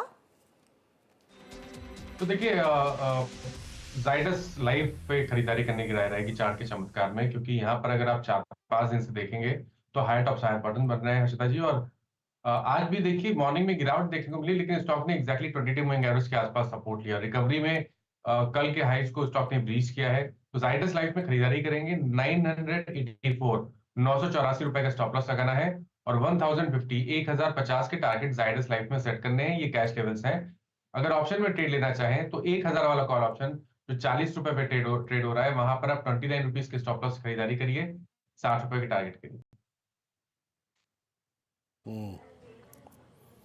ओके, जाइडस लाइफ 1008 पे ट्रेड करता हुआ ये। और अब चलते हैं शरद जी के पास। शरद जी का मिड कैप फंडा पिक करने के लिए। शरद जी क्या पिक कर रहे हैं आप? PVR आइनॉक्स काफी बढ़िया करेक्शन ऑलरेडी स्टॉक झेल रहा है। मुझे लगता है कि जो डोमिनेंट पोजीशनिंग अब PVR आइनॉक्स के मर्जर के बाद इनकी हो गई है, अगले 3-6 महीनों में ज्यादातर जो रिलीजेस हैं वो भी मच बेटर हैं। और आपके अपडेट के लिए बता दूं, मैं मूवी देखने गया था, मैदान देखी मैंने, उसी में 3-4 एड्स और भी देखे मैंने। तो मुझे लगता है आने वाला कंटेंट भी काफी इंटरेस्टिंग है, और मूवी जो आपका फुटफॉल है वहां भी इम्प्रूवमेंट आनी चाहिए। तो हमारा ये मानना है कि ये जो मर्जर है, इंटीग्रेशन बेनिफिट्स हैं, वो भी आपको आने वाले समय में दिखाई देने चाहिए। अगले साल हम ये उम्मीद कर रहे हैं कि अर्निंग्स करीब 45-50 रुपए के आसपास आएगी, और जो नए इनोवेटिव वेज में कंपनी सब्सक्रिप्शन वगैरह ऑफ डेज में या वीक डेज में दे रही है, उसका भी फायदा कंपनी की टोटल ऑक्यूपेंसी में दिखना चाहिए, और एड रेट्स वगैरह में भी थोड़ी इंप्रूवमेंट मिलनी चाहिए। तो मुझे लगता है आने वाले एक साल में 50 रुपए के आसपास की अर्निंग आएगी, और 35-40 का मल्टीपल मिलना बहुत मुश्किल नहीं होना चाहिए। तो 2000 रुपए के लक्ष्य के हिसाब से PVR आइनॉक्स। आज शरद जी ने मतलब बताया कि वाकई में मूवी देखने गया था। शरद जी, उससे पहले कौन सी देखी थी आपने? दिल तो पागल है? कौन सी देखी थी आपने? अब देखिए, उतना पुराना में मत जाइए, अभी हाल फिलहाल में रहिए आप। हाँ, नहीं मतलब इससे मैदान से पहले कौन सी देखी थी? मैदान से पहले कौन सी देखी थी? आर्टिकल 370 देखी होगी शायद। चलिए ठीक है, फिर भी आपका डिफरेंशियल जो है वो कम हो रहा है धीरे धीरे। देखिए हर्षदा, जो कन्विक्शन के साथ बाय कॉल दे रहा है उसका भी कन्विक्शन अब धीरे धीरे बढ़ रहा है, देख रही हैं आप? हाँ एक्चुअली दिल तो पागल है, आर्टिकल 370, उसके बाद मैदान। मैंने एक चीज दिल तो पागल है तो सभी ने देखी थी वीरू थिएटर्स में। जब आप एडवर्टाइजिंग की बात करें, सिर्फ प्रोडक्ट एडवर्टाइजिंग की बात करें या फिर पॉलिटिकल एडवर्टाइजिंग भी आपने देखी? क्योंकि मुझे तो लगा बहुत बड़े पैमाने पर कंपनी के हाथ फिर वो एड रेवेन्यू जनरेट होता हुआ दिखाई देगा। वो इलेक्शंस में कोई भी पार्टी मौका नहीं छोड़ रही है पीवीआर आइनॉक्स पे भी एडवर्टाइज करने से। नहीं देखिए, वो एक एडिशनल ट्रिगर हो सकता है, बट मेरा फोकस ज्यादा लॉन्ग टर्म पे है। पॉलिटिकल जो एडवर्टीजमेंट है वो तो आपको मैक्सिमम अगले 1-2 महीने में है, 1 महीने में मैक्सिमम दिखेगा, उसके बियॉन्ड वो नहीं एग्जिस्ट करेगा। बट जो कंज्यूमर साइड वाला है, मुझे लगता है वहां पे भी ठीक ठाक पुल मिलना चाहिए। जैसे जैसे विजिटर्स बढ़ते हैं, मुझे लगता है वहां पे एड रेवेन्यूज भी बढ़ने चाहिए। प्लस चूंकि लॉन्ग टर्म ट्रेंड काफी पॉजिटिव है अर्बनाइजेशन और राइजिंग पर कैपिटा इनकम का, मुझे लगता है इंस्पाइट ऑफ ओटीटी के एडवेंट, जो मूवी गोइंग एक्सपीरियंस है वो ऑलरेडी शायद पिछले क्वार्टर के जो नंबर्स आए थे वहां उन्होंने प्री कोविड लेवल्स क्रॉस कर लिए हैं, और ये लगातार मुझे लगता है आने वाले समय में भी आपको इम्प्रूवमेंट मिलेगा। क्योंकि एक चीज जो ज्यादातर लोग मिस कर रहे हैं कि एक बहुत बड़ा तबका है अभी भी इस देश में जिसने शायद मल्टीप्लेक्स एक्सपीरियंस नहीं किया है, और जैसे जैसे साउथ वाला फोकस इनका बढ़ता है वो भी प्ले ऑन करने लगेगा।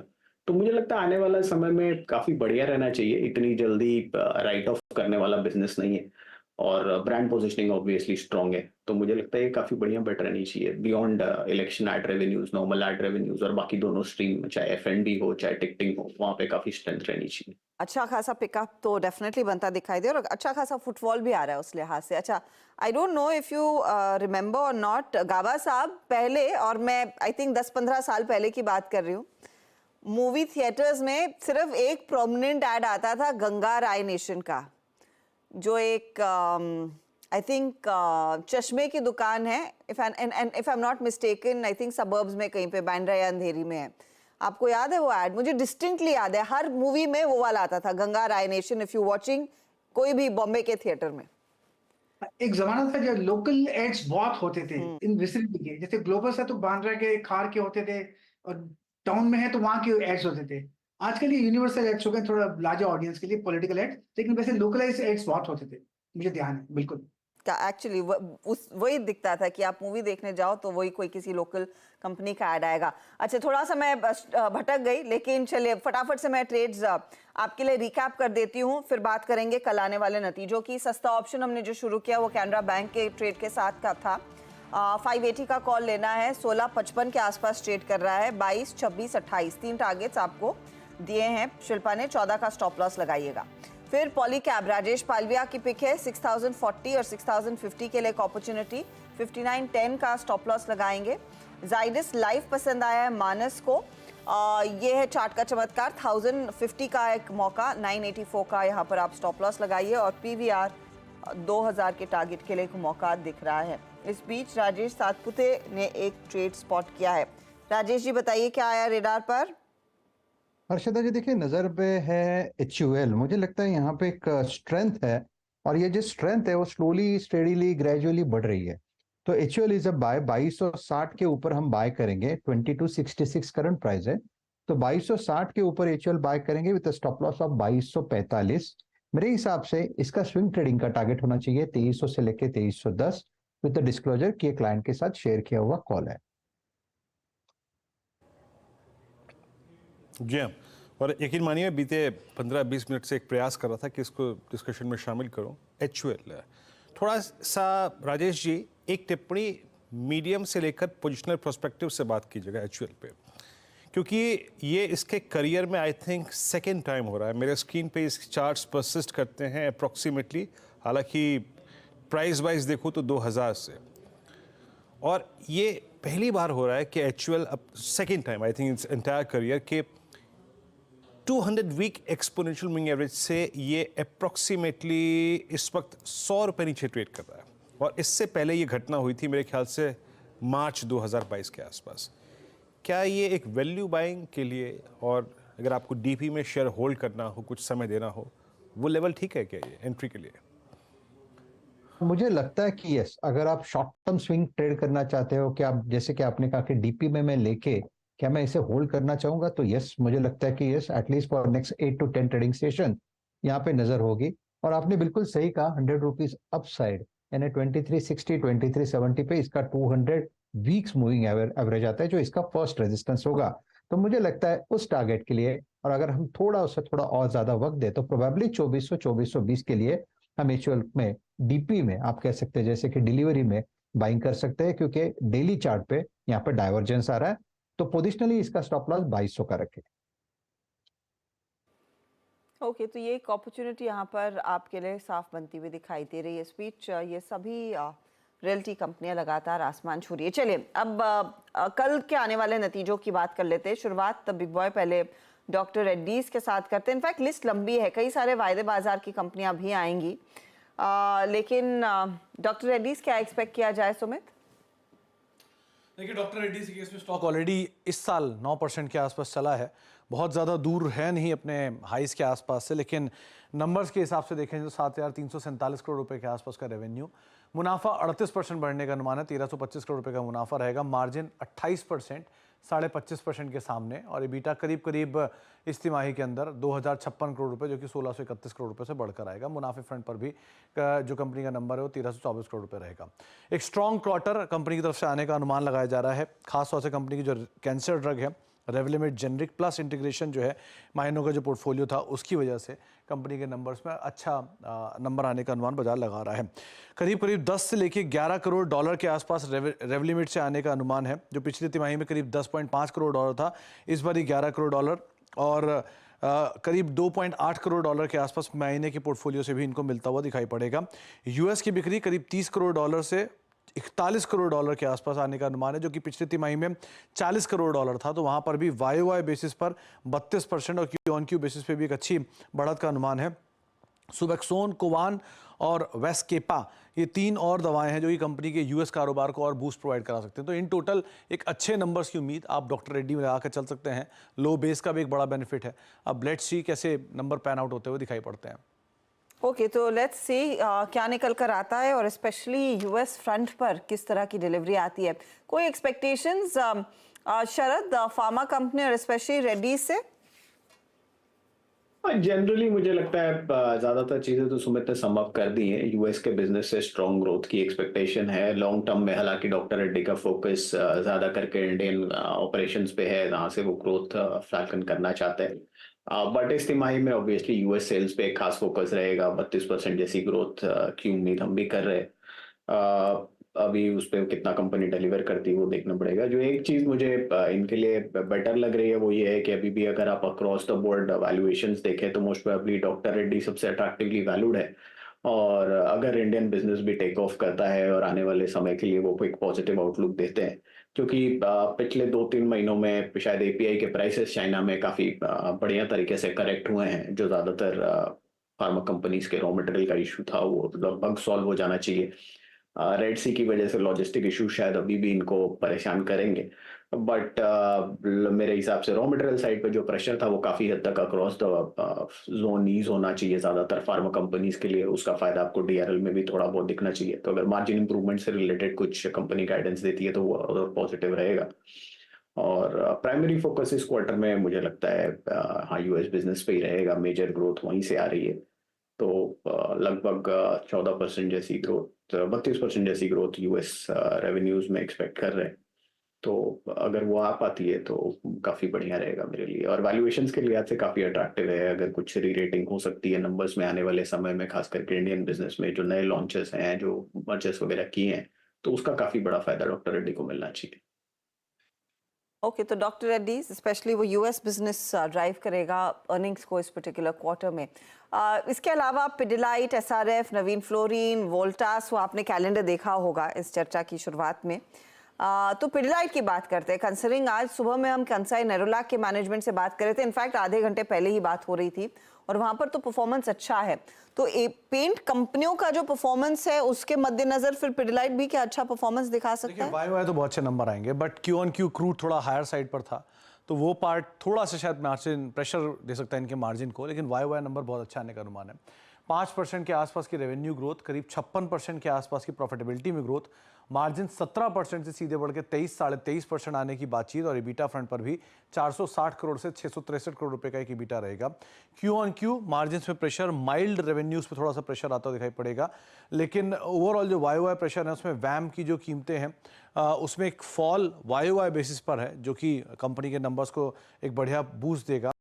इसके अलावा रियल स्टेट में अभी आप पढ़ भी रहे थे नीचे कहीं कि रियल स्टेट सेक्टर अपने ऑल टाइम हाई पर है, डिमांड बहुत स्ट्रांग है, और जैसे जैसे रियल स्टेट की डिमांड स्ट्रांग होती है पीडीलाइट के लिए भी बड़ा टेलविंड मिलता है इस सेक्टर से, तो ये भी एक कंपनी के लिए अच्छा ट्रिगर है। और उसके अलावा डोमेस्टिक और इंटरनेशनल डिमांड अच्छी है। अब let's see Q on Q कितना मार्जिन पे प्रेशर आता है, लेकिन अदरवाइज एक अच्छे नंबर का अनुमान बाजार लाकर चल रहा है। अच्छे नंबर का अनुमान पिडिलाइट में है और स्टॉक आपके सामने। गाबा जी, ट्रेड है क्या इसमें कुछ 2948 के आसपास? पिडिलाइट में देखना पड़ेगा, क्योंकि पिडिलाइट का जो चार्ट है उसके हिसाब से लगता है कि एक सपोर्ट जोन पर है, लेकिन ट्रेड नहीं। मेरे ख्याल से मैं अवॉइड कर दूं तो ठीक है, अवॉइड बेस्ट रहेगा, लेकिन ट्रेड नहीं लगता। ओके, तो थोड़ा सा अवॉइड करें, देखते नंबर्स पर कितना खरी उतरती है कंपनी और कमेंट्री क्या आती है, उसके बाद ट्रेड लिया जाए। फिर बारी है वोल्टास की और साथ ही साथ एसआरएफ की, और एसआरएफ के साथ तो ऑफ कोर्स बाकी केमिकल कंपनियों के नंबर्स आएंगे भी। तो पहले वोल्टास की बात कर लेता हूँ। रेवेन्यूज करीब 3700। पहले वोल्टास में आपको एक चीज़ और रिमाइंड कर दूँ, Q4 के जो अपडेट आए थे कंपनी के रिसेंटली, उन्होंने रिकॉर्ड बिक्री का नंबर मेंशन किया था कि उन्होंने इस क्वार्टर में रिकॉर्ड नंबर बिक्री का लिया है, तो वो इसका टेलविंड ऑलरेडी हम देख चुके हैं, बढ़िया तेजी आ चुकी है।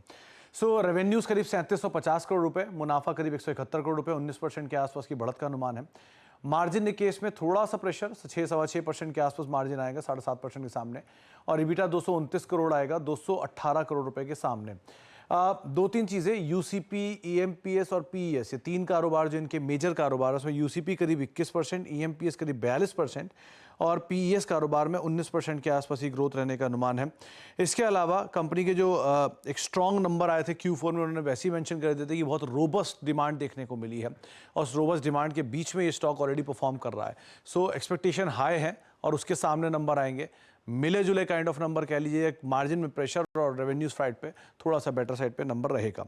ऑन द कॉन्ट्री, अब एसआरएफ के नंबर्स की बात की जाए तो एसआरएफ के केस में फ्लैट सेल्स है, करीब 3774 करोड़ रुपए की सेल्स है।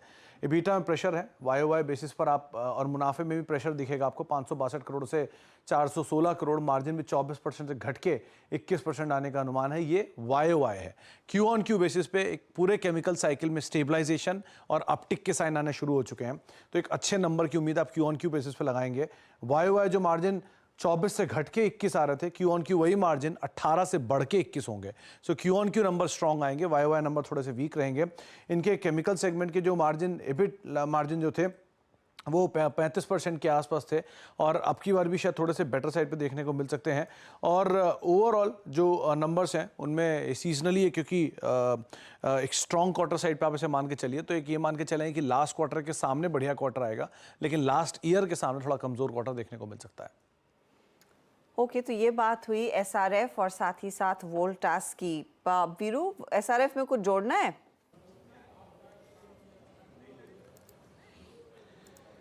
हर्षदा, आई थिंक अगर मैं इस वक्त पूरी केमिकल बास्केट को आई थिंक रीड करूँ ना, तो प्लेसमेंट एसआरएफ की बहुत अच्छी है। आई थिंक ये थोड़ा सा हिचकिचा रहा है अगले लेग में जाने के लिए, बट आई थिंक इसका एक सेंस ले लेते हैं मानस से। मानस, ये अटैम्प्ट इस सीरीज़ में, आई मीन 27 मार्च से लेकर अब तक लगभग 4-5 बार हो चुका है, और ये ब्रेकआउट बड़ा होगा आई थिंक सितंबर 2022 के बाद। अब तक इसने ये मल्टीपल अटैम्प्ट लिए हैं, लेकिन 2600 की ट्रैजेक्टरी, 2622 की ट्रैजेक्टरी अब तक कटी नहीं है। आपका सेंस क्या कह रहा है सर? स्टॉक में हाई लेवल पे ब्रेकआउट देने के लिए, लेकिन अगर आप लोअर लेवल पे देखें तो एक स्ट्रॉन्ग सपोर्ट है करीब 2500 और 2450 की रेंज में। तो मैं नहीं समझता कि यहाँ पर निगेटिव होना चाहिए स्टॉक पे। आई थिंक अगर आपके पास लॉन्ग पोजीशन है तो आप बने रहिए, लेकिन आपको व्यू पोजिशनल बेसिस पे रखना पड़ेगा, एक से 2 दिनों का नहीं। लेकिन अगर आपके पास 2 से 3 हफ्ते का समय है तो आप इस गिरावट पे खरीदारी कर सकते हैं 2450 के स्टॉप लॉस के साथ, क्योंकि अगर ये 2650 और 2700 रुपए के ऊपर निकला तो कम से कम आपको 3150 तक के स्तर देखने को मिल जाएंगे स्टॉक में। बिल्कुल 2660 2620 की थ्रेशोल्ड पॉइंट है इस स्टॉक के लिए। खैर चलिए अब थोड़ा सा कुछ देर के लिए इस टेक्निकल डिस्कशन को यहाँ पे स्थगित करते हैं कुछ देर के लिए और चलते हैं थोड़ा वैल्यू बैंक के लिए से बात करने के लिए। और हमारे साथ इस क्रम में Shri Harsh Upadhyay CIO equity Kotak Mahindra AMC के जुड़ चुके हैं। हर्ष जी नमस्कार, कार्यक्रम में स्वागत है आपका। ये बहुत शॉर्ट टर्म पर्सपेक्टिव से अगर मैं बात करूं तो जिस प्रकार का यू टर्न इंडस्ट्रीज ने शुक्रवार को लिया ऑल टाइम हाई क्रिएट करने के बाद और सडनली विक्स का बढ़ना, वोलेटिलिटी इंडेक्स का बढ़ना, इसके बावजूद कि US मार्केट बहुत स्ट्रॉन्ग थे, वहाँ पे एक कमज़ोर जॉब रिपोर्ट थी। क्या बहुत शॉर्ट टर्म पर्सपेक्टिव से क्या हम थोड़ा सा इलेक्शन मोड में आ रहे हैं? क्या हम वो नर्वसनेस आपको बाजार में दिखाई दे रही है हर्षा जी इस वक्त? ये इलेक्शन के वजह से है या और वजह से है वो बोलना तो मुश्किल है, लेकिन जरूर नर्वसनेस हायर वैल्यूएशन लेवल पे दिखाई दे रहा है। ये मार्च महीने से हमको थोड़ा बहुत दिखाई दे रहा है, हर 2-3 हफ्ते में एक बार थोड़ा बहुत वोलेटिलिटी मार्केट में नजर आ रहा है। और जैसे देखिए अगर अर्निंग्स सीजन को देखते हैं तो करीब 55-60% कंपनीज अभी तक रिजल्ट्स अनाउंस कर चुके हैं। तो यूजुअली ऐसा होता है कि जो पिछले के जो कुछ कंपनीज होते हैं उनके रिजल्ट्स इतने अच्छे नहीं आते, यही ट्रेंड दिखाई देता है। तो उस हिसाब से भी लगता है कि हायर वैल्यूएशन लेवल्स पे कोई नया पॉजिटिव ट्रिगर शायद मार्केट के लिए नहीं मिल रहा है। तो इसी की वजह से हो सकता है कि इस लेवल पे और थोड़ा बहुत कंसोलिडेशन फेज रहे। ओके हर्षा जी, अब तक का जिस प्रकार का ये अर्निंग सीजन रहा जिसमें मोटे तौर पे हमें एटलीस्ट कम से कम नहीं तो PSU नहीं प्राइवेट बैंकों का पूरा सेंस मिल गया, चाहे वो ICICI बैंक रहा, चाहे वो HDFC बैंक रहा, चाहे वो एक्सिस बैंक रहा। अब तक के प्राइवेट बैंकों के नंबर्स आपको लगे कैसे? और यहाँ से ऊपर की जर्नी तय करने के लिए जिस प्रकार के NIMs रहे इस क्वार्टर में या जिस प्रकार की नेट इंटरेस्ट इनकम रही, क्या वेल प्लेस्ड हैं ये प्राइवेट बैंक्स के स्टॉक्स? क्योंकि अगर आप देखें तो ICICI bank at all time high, मैं आपसे स्टॉक स्पेसिफिक टिप्पणी करने को नहीं बोल रहा हूँ, बट क्या स्पेस है प्राइवेट बैंक्स में अभी भी चेस करने लायक? देखिए इसके बारे में हमने पहले भी कुछ वक्त पहले डिस्कशन किए हुए हैं। अगर आप वैल्यूएशंस को देखते हैं तो शायद लार्ज कैप प्राइवेट बैंक एक ही ऐसा स्पेस होगा जहां पे वैल्यूएशंस प्री कोविड लेवल से भी शायद नीचे के लेवल पे आज के दिन में मिल रहे हैं। अगर आप नतीजों की बात करें तो नतीजे कुछ खास होने का कोई उम्मीद नहीं था, लेकिन उसके बावजूद जो नतीजे आए हैं उसमें कोई नेगेटिव नहीं है। इनफैक्ट ऐसे लगता है कि जितना बहुत एक्सपेक्टेशन से बेहतर आ सकता था उतना तो आया ही है। तो हमें लगता है कि एक तरफ से यहाँ पे बॉटमिंग आउट हो रहा है प्राइवेट बैंक्स का। जरूर कुछ हेडविंड्स है शॉर्ट टर्म के हिसाब से, अभी भी डिपॉजिट ग्रोथ इतने कुछ खास ग्रोथ रेट दिखाई नहीं दे रहा है। नेट इंटरेस्ट मार्जिन पे भी जैसे आपने भी जिक्र किया, हो सकता है कि थोड़ा बहुत प्रेशर आ जाए शॉर्ट टर्म में, लेकिन ओवरऑल अगर आपको एक तरफ से डिफेंसिव पोजीशनिंग रखना है पोर्टफोलियो में तो जरूर लार्ज कैप बैंक्स के ऊपर नजर रखनी चाहिए। और मीडियम टू लॉन्ग टर्म में तो ये एक बढ़िया सेक्टर ही रहेगा, क्योंकि अगर इकोनॉमिक ग्रोथ 7.5% के आसपास चलना है तो क्रेडिट ग्रोथ तो जरूर रहेगा, होना चाहिए। और उस क्रेडिट ग्रोथ के लिए फाइनेंशियल सिस्टम या large cap banking space definitely एक ज्यादा सपोर्ट देने वाली चीज रहेगी। तो हमारे हिसाब से यहाँ पे कोई बहुत बड़ा नेगेटिव नहीं दिखाई दे रहा है। तो हो सकता है कि और थोड़ा कंसोलिडेट हो जाए, लेकिन जरूर वैल्यूएशन कंफर्ट है तो यहाँ से एक तरफ से पॉजिटिव होना चालू करना चाहिए। हर्ष साहब, ये आज जो या ओवर द वीकेंड जो RBI की गाइडलाइंस आई हैं इंफ्रास्ट्रक्चर लेंडिंग पर, अब उससे क्या निकाला जाए? क्योंकि कुछ और क्लैरिटी की बातचीत कुछ जानकार कह रहे हैं, कुछ रिपोर्ट्स क्लियरली कहती है PFC, REC, इरेडा पर सबसे ज़्यादा इम्पैक्ट पड़ेगा क्योंकि ज़्यादा प्रोविजनिंग करनी पड़ेगी, स्पेशली PSU बैंक जो साथ मिलकर यहाँ पर बिग टिकट प्रोजेक्ट्स को फंड करते हैं। क्या इम्प्लीकेशंस रह सकते हैं? देखिए जो नए गाइडलाइंस है ये एक तरफ से हम बोल सकते हैं कि एक प्रूडेंट फ्रेमवर्क बनाया जा रहा है, क्योंकि पिछला जो साइकिल था वहाँ पे काफी सारे एक्सेसेस दिखाई दिए थे प्रोजेक्ट फाइनेंसिंग और कमर्शियल रियल एस्टेट को देखते हुए, और उसी तरफ से नेक्स्ट फेज में नहीं होना चाहिए। इसको मद्देनजर रखते हुए RBI ने एक कदम उठाया है जहाँ पे कुछ गाइडलाइंस बनाए हैं प्रोविजनिंग लेवल्स के हिसाब से, और ये एप्लीकेबल होगा प्रोजेक्ट फाइनेंसिंग और ये जो कमर्शियल रियल एस्टेट लेंडिंग के लिए, तो जरूर प्रोविजनिंग लेवल्स बढ़ेंगे यहाँ पे जितने भी लेंडिंग होगा उसके ऊपर। लेकिन प्रोविजनिंग का मतलब ये नहीं है कि वहाँ पे लॉस में कन्वर्ट हो जाएगा। ये तो एक प्रूडेंट स्टेप है जहाँ पे लॉस होने से पहले ही एक बार आप प्रोवाइड करके रखते हैं। अगर आपका प्रोजेक्ट ठीक ठाक चल जाता है और ऑपरेशनलाइज हो जाता है और पेमेंट्स आने लगते हैं तो वो प्रोविजंस भी वापस आ जाते हैं।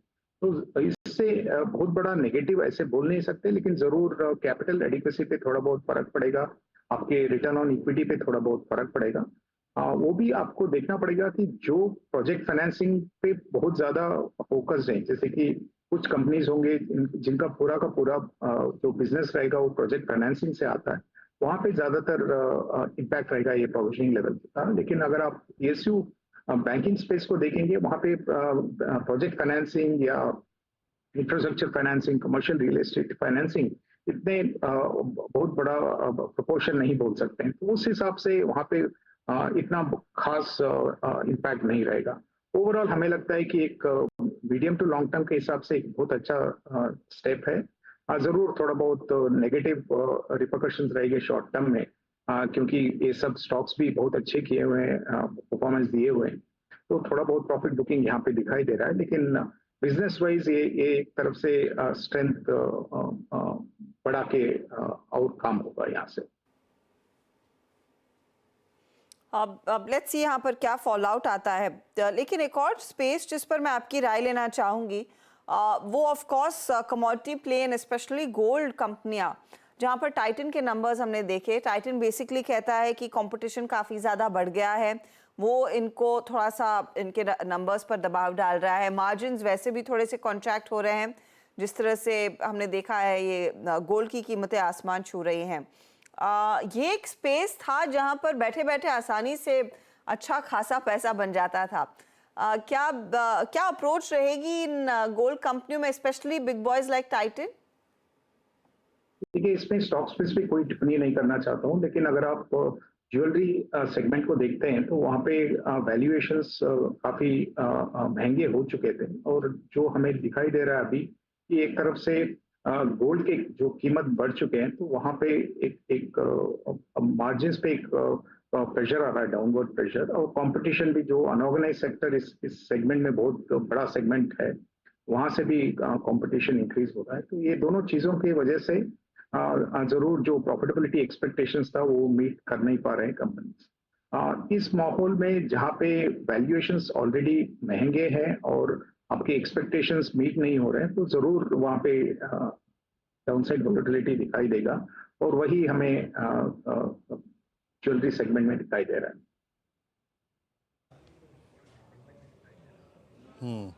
अच्छा हर्षा जी, FMCG पे आपका टेक क्या है? अब यहाँ पे एक दो पॉकेट्स तो हैं जहाँ पे स्ट्रेंथ है, for instance Tata consumer last numbers के बाद गुजरात CP, लेकिन ओवरऑल जिसे कहते हैं ना, आई मीन सेक्टोरियल ट्रेंड बहुत स्ट्रांग है, वो कहना अभी भी अगर आप देखें तो एक वाजिब परिस्थिति नहीं होगी। स्टॉक्स लाइक HUL बहुत ख़राब परिस्थिति में है, मैरिको, डाबर ने पार्टिसिपेट नहीं किया है। एक सेकुलर बाइंग इन FMCG, इसके सर्कमस्टेंसेस आपको ड्यूरिंग दिस मानसून या फिर पोस्ट मानसून क्या नज़र आ रहे हैं? क्या बाइंग का स्कोप आपको इस वक्त FMCG में नज़र आ रहा है क्या? देखिए, अभी भी कोई एक common positive trade FMCG sector में दिखाई नहीं दे रहा।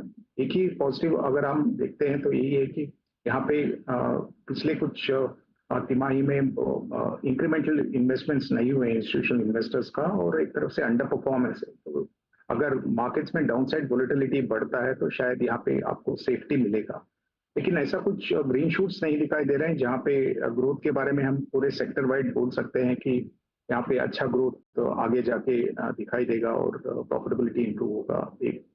ये सब अनुमान अभी लगा नहीं सकते, लेकिन हो सकता है कि जो एक्सपेक्टेशंस है मानसून इस बार अच्छे होने की, अगर वो हो जाता है तो हो सकता है कि 2-3 तिमाही में यहाँ पे थोड़ा बहुत अपटिक आपको कंजम्पशन ट्रेंड्स में दिखाई देंगे। लेकिन आज के टाइम पे ये एक तरफ से अंडरवेट एक्सपोजर रख के वॉच आउट करना बेटर रहेगा इस सेक्टर में। तो अभी भी बहुत स्ट्रॉन्ग कन्विक्शन हर्षा जी का यहाँ पर FMCG बास्केट में नहीं है? हाँ, वो बात दूसरी है कि इंडिविजुअल पॉकेट्स में स्ट्रेंथ है तो आप उसको बाय कर सकते हैं, बट एक सेकुलर आई थिंक मूव की एक्सपेक्टेशन नहीं है। हर्षा जी, इस बार कुछ स्टॉक्स को आपने मूव करते देखा और वो थे वाइट गुड सेगमेंट में। Look at Voltas at all time high. आप हेवल्स को देखिए, काफ़ी अच्छी खासी स्ट्रेंथ है।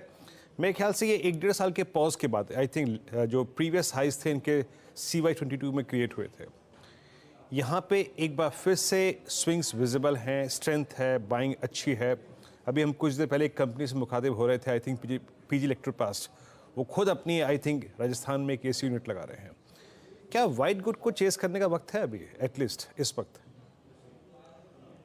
देखिए, अगर आप शॉर्ट टर्म ट्रेंड्स देखते हैं तो वॉल्यूम ग्रोथ का जो ट्रेंड है या डिमांड इंडिकेटर जो है वो बहुत ही स्ट्रांग दिखाई दे रहे हैं। तो ये जो वॉल्यूम ग्रोथ हमें दिखाई दिया है पिछले कुछ महीनों से, वो शायद यहाँ से भी आगे कंटिन्यू होना चाहिए।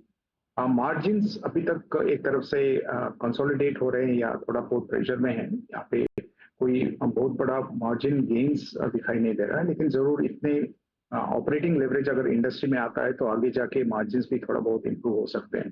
तो हमें लगता है कि जरूर इस सेगमेंट में एक ध्यान रखना चाहिए।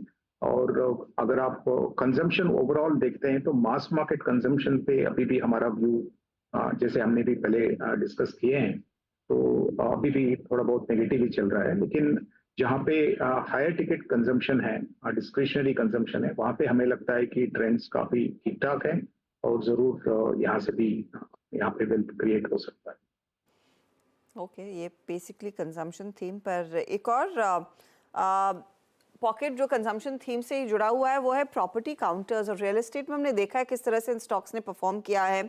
आज ऑफ कोर्स लाइमलाइट में सभी काउंटर्स आए हैं क्योंकि गोदरेज ने एक बहुत स्ट्रॉन्ग ऑफ कोर्स FY25 का अपडेट दिया और उम्मीद यही है कि बाकी कंपनियों की तरफ से भी उसी तरह का प्रदर्शन देखने को मिलेगा या फिर एक्सपेक्टेशन रहेगी।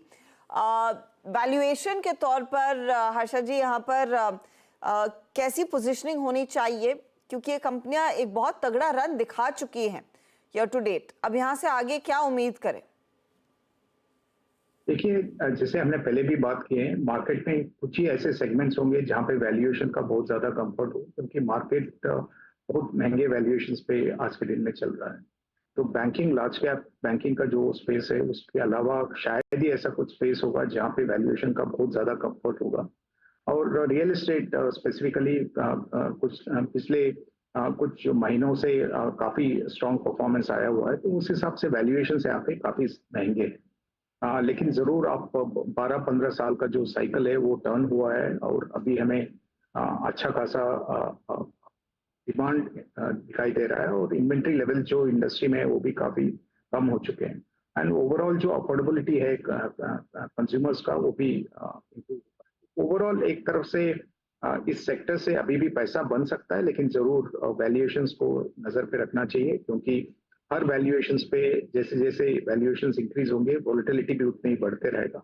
तो मेरे हिसाब से यहाँ पे शॉर्ट टर्म कोई फोकस नहीं रखना चाहिए इस सेक्टर पे, mostly medium to long term focus लेके यहाँ पे इन्वेस्ट करना चाहिए।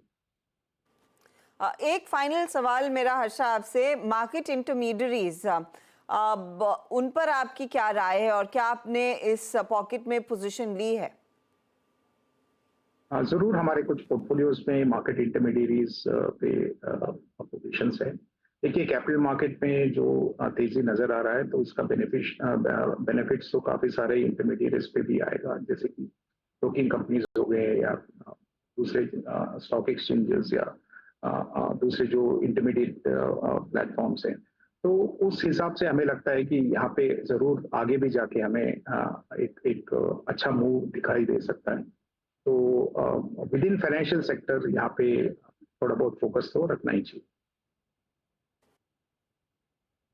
हमारे लिए समय निकालने के लिए। अच्छा, इस बीच हम डीलिंग रूम के चेक की तरफ बढ़े, उससे पहले मैरिको के नंबर्स आ गए हैं तो वो मैं आपके सामने पेश कर दूं। मुनाफा 320 करोड़ के आसपास आया, 337 करोड़ के आसपास का अनुमान था, तो वहां पर एक हल्का सा मिस जरूर है। अब बाकी नंबर्स में क्या डिलीवर किया है कंपनी ने। मार्जिन्स आए हैं 19.4%, इन लाइन है क्योंकि एक्सपेक्टेशन 19.6% के आसपास की थी। EBITDA भी आप रफली इन लाइन ही कह सकते हैं क्योंकि 445 करोड़ के सामने अगर कंपनी ने डिलीवर किया है 442 करोड़ का फिगर, तो मेल खा रहा है। रेवेन्यू 3 करोड़ से बीट है। आप कह सकते हैं नतीजे जो हैं इस तिमाही के वो इनलाइन ही आए हैं। ये है फिलहाल मैरिको का परफॉर्मेंस। और मैरिको के केस में जहाँ तक मुझे याद है आई थिंक 2 से 4% के आसपास इनकी वॉल्यूम ग्रोथ होनी थी। अब वो कंपनी क्या डिलीवर करती है उस पर नजरें रहेंगी। रेवेन्यू ग्रोथ फ्लैट है, प्रॉफिटेबिलिटी 5% बढ़कर आई है। स्टॉक आपके सामने करीब 2-2.25% ऊपर।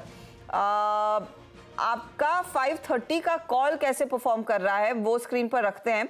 वैसे मानस ने 545 का टारगेट दिया था, 530 वाला कॉल मानस रिविजिट करें क्या उसे?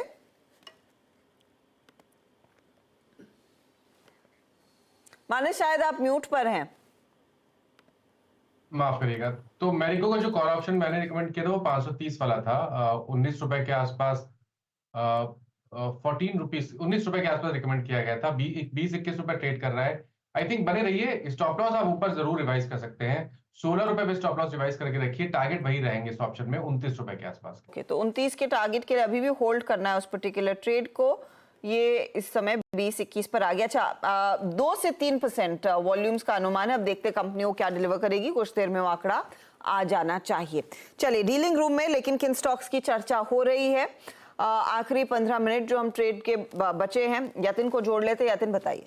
Good afternoon Harshada. देखिए 2 स्टॉक्स जो आज फोकस में है। सबसे पहले अगर हम देखें तो इंडिया मार्ट, और रिजल्ट्स के बाद स्टॉक पिछले हफ्ते एक्टिव था। स्टॉक आज लगभग आधे % तेजी के साथ ट्रेड कर रहा था, अभी ऑलमोस्ट फ्लैट है। डीलर्स का मानना ये है कि यहाँ एक BTST ट्रेड आप ले सकते हैं 2850 के टारगेट के साथ। तो यहाँ काफ़ी सारे डोमेस्टिक म्यूचुअल फंड्स खरीदारी कर रहे हैं, तो कहीं ना कहीं डीलर्स ये मोमेंटम चेस कर रहे हैं। और जाइडस लाइफ, देखिए ये भी एक फार्मा स्टॉक है जहाँ डीलर्स पोजिशनल खरीदारी की सलाह दे रहे हैं। उनको लगता है कि 1040 से 1050 तक का लेवल यहाँ देखने को मिल सकता है। MSCI इंक्लूजन कैंडिडेट भी है, तो कहीं ना कहीं यहाँ भी डीलर्स मोमेंटम चेस कर रहे हैं। और ओपन इंटरेस्ट का डेटा देखें अगर आप मई सीरीज का, तो यहाँ तेजी के सौदे बनते हुए नजर पड़ रहे हैं।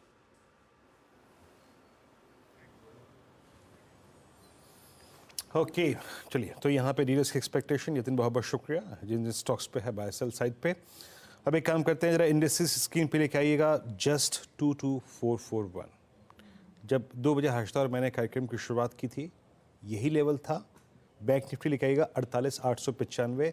2 बजे जब कार्यक्रम की शुरुआत की थी यही लेवल था। देखिए इस प्राइस में कोई बुराई भी नहीं है और इस प्राइस में कोई अच्छाई भी नहीं है, क्योंकि हमने फ्रेंकली स्पीकिंग आज जो बड़ा कॉलाइटर आ गया 22,500 उसको हमने पार नहीं किया।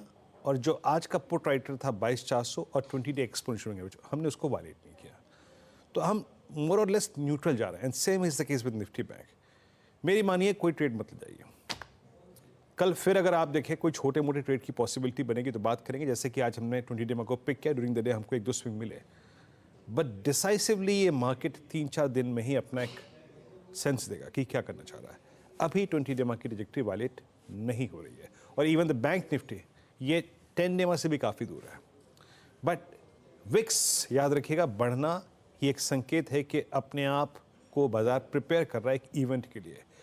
विक्स का बढ़ना सिंपली ये मीन है कि एक डायरेक्शन को प्ले करने के लिए अब प्रीमियम जो है आपको ज़्यादा चुकाने पड़ेंगे। दैट मीन्स एक इवेंट नज़दीक है। सो बेटर है कि इसको आप कल फिर चेज करें। मेरे ख्याल से इस प्राइस पे कोई पोजीशंस कैरी नहीं करेंगे। अब एक काम करते हैं, ट्रेड्स की बात करते हैं। स्टॉक स्पेसिफिक ज़्यादा क्लियर थॉट्स हैं। मानस क्या कैरी करेंगे आप? प्रॉपर्टीज पे ध्यान है। यहाँ पर एक क्लियर कट ब्रेकआउट देखने को मिला है, तो गोदरेज प्रॉपर्टीज में खरीदारी करके जाएंगे। स्टॉप लॉसेस 2799 का लगाएंगे और टारगेट 2950 का होगा।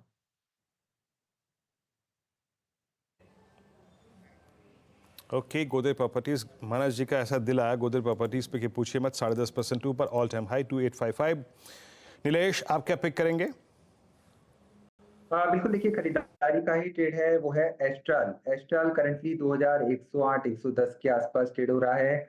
और पिछले 2 दिनों के यहाँ पे प्रॉफिट बुकिंग हमें देखने को मिली थी। उसके बाद फिर से आज हमें यहाँ पे स्ट्रेंथ नजर आ रही है और यहाँ पे तैयारी हो रही है 2140 और 2160 की रेंज में जाने की। तो करंट लेवल पर एस्ट्रल को लॉन्ग करके चल सकते हैं। 2077 का स्टॉप लॉस रखना होगा, 2077 रुपए का, एंड 2140 और 2160 के टारगेट्स होंगे। अपॉर्चुनिटी नीलेश को पसंद है। पालविया जी आपका ट्रेड? आशा जी लुपिन पे फोकस है। हमें लगता है लुपिन का जिस तरीके का स्ट्रक्चर है और फार्मा स्पेस में एक मोमेंटम बना हुआ है, हमें लगता है लुपिन यहाँ से बाय किया जा सकता है। यहाँ पे दिस हाई पॉसिबिलिटी कि स्टॉक में अपवर्ड मोमेंटम कल के सेशन में देखने को मिलेगा।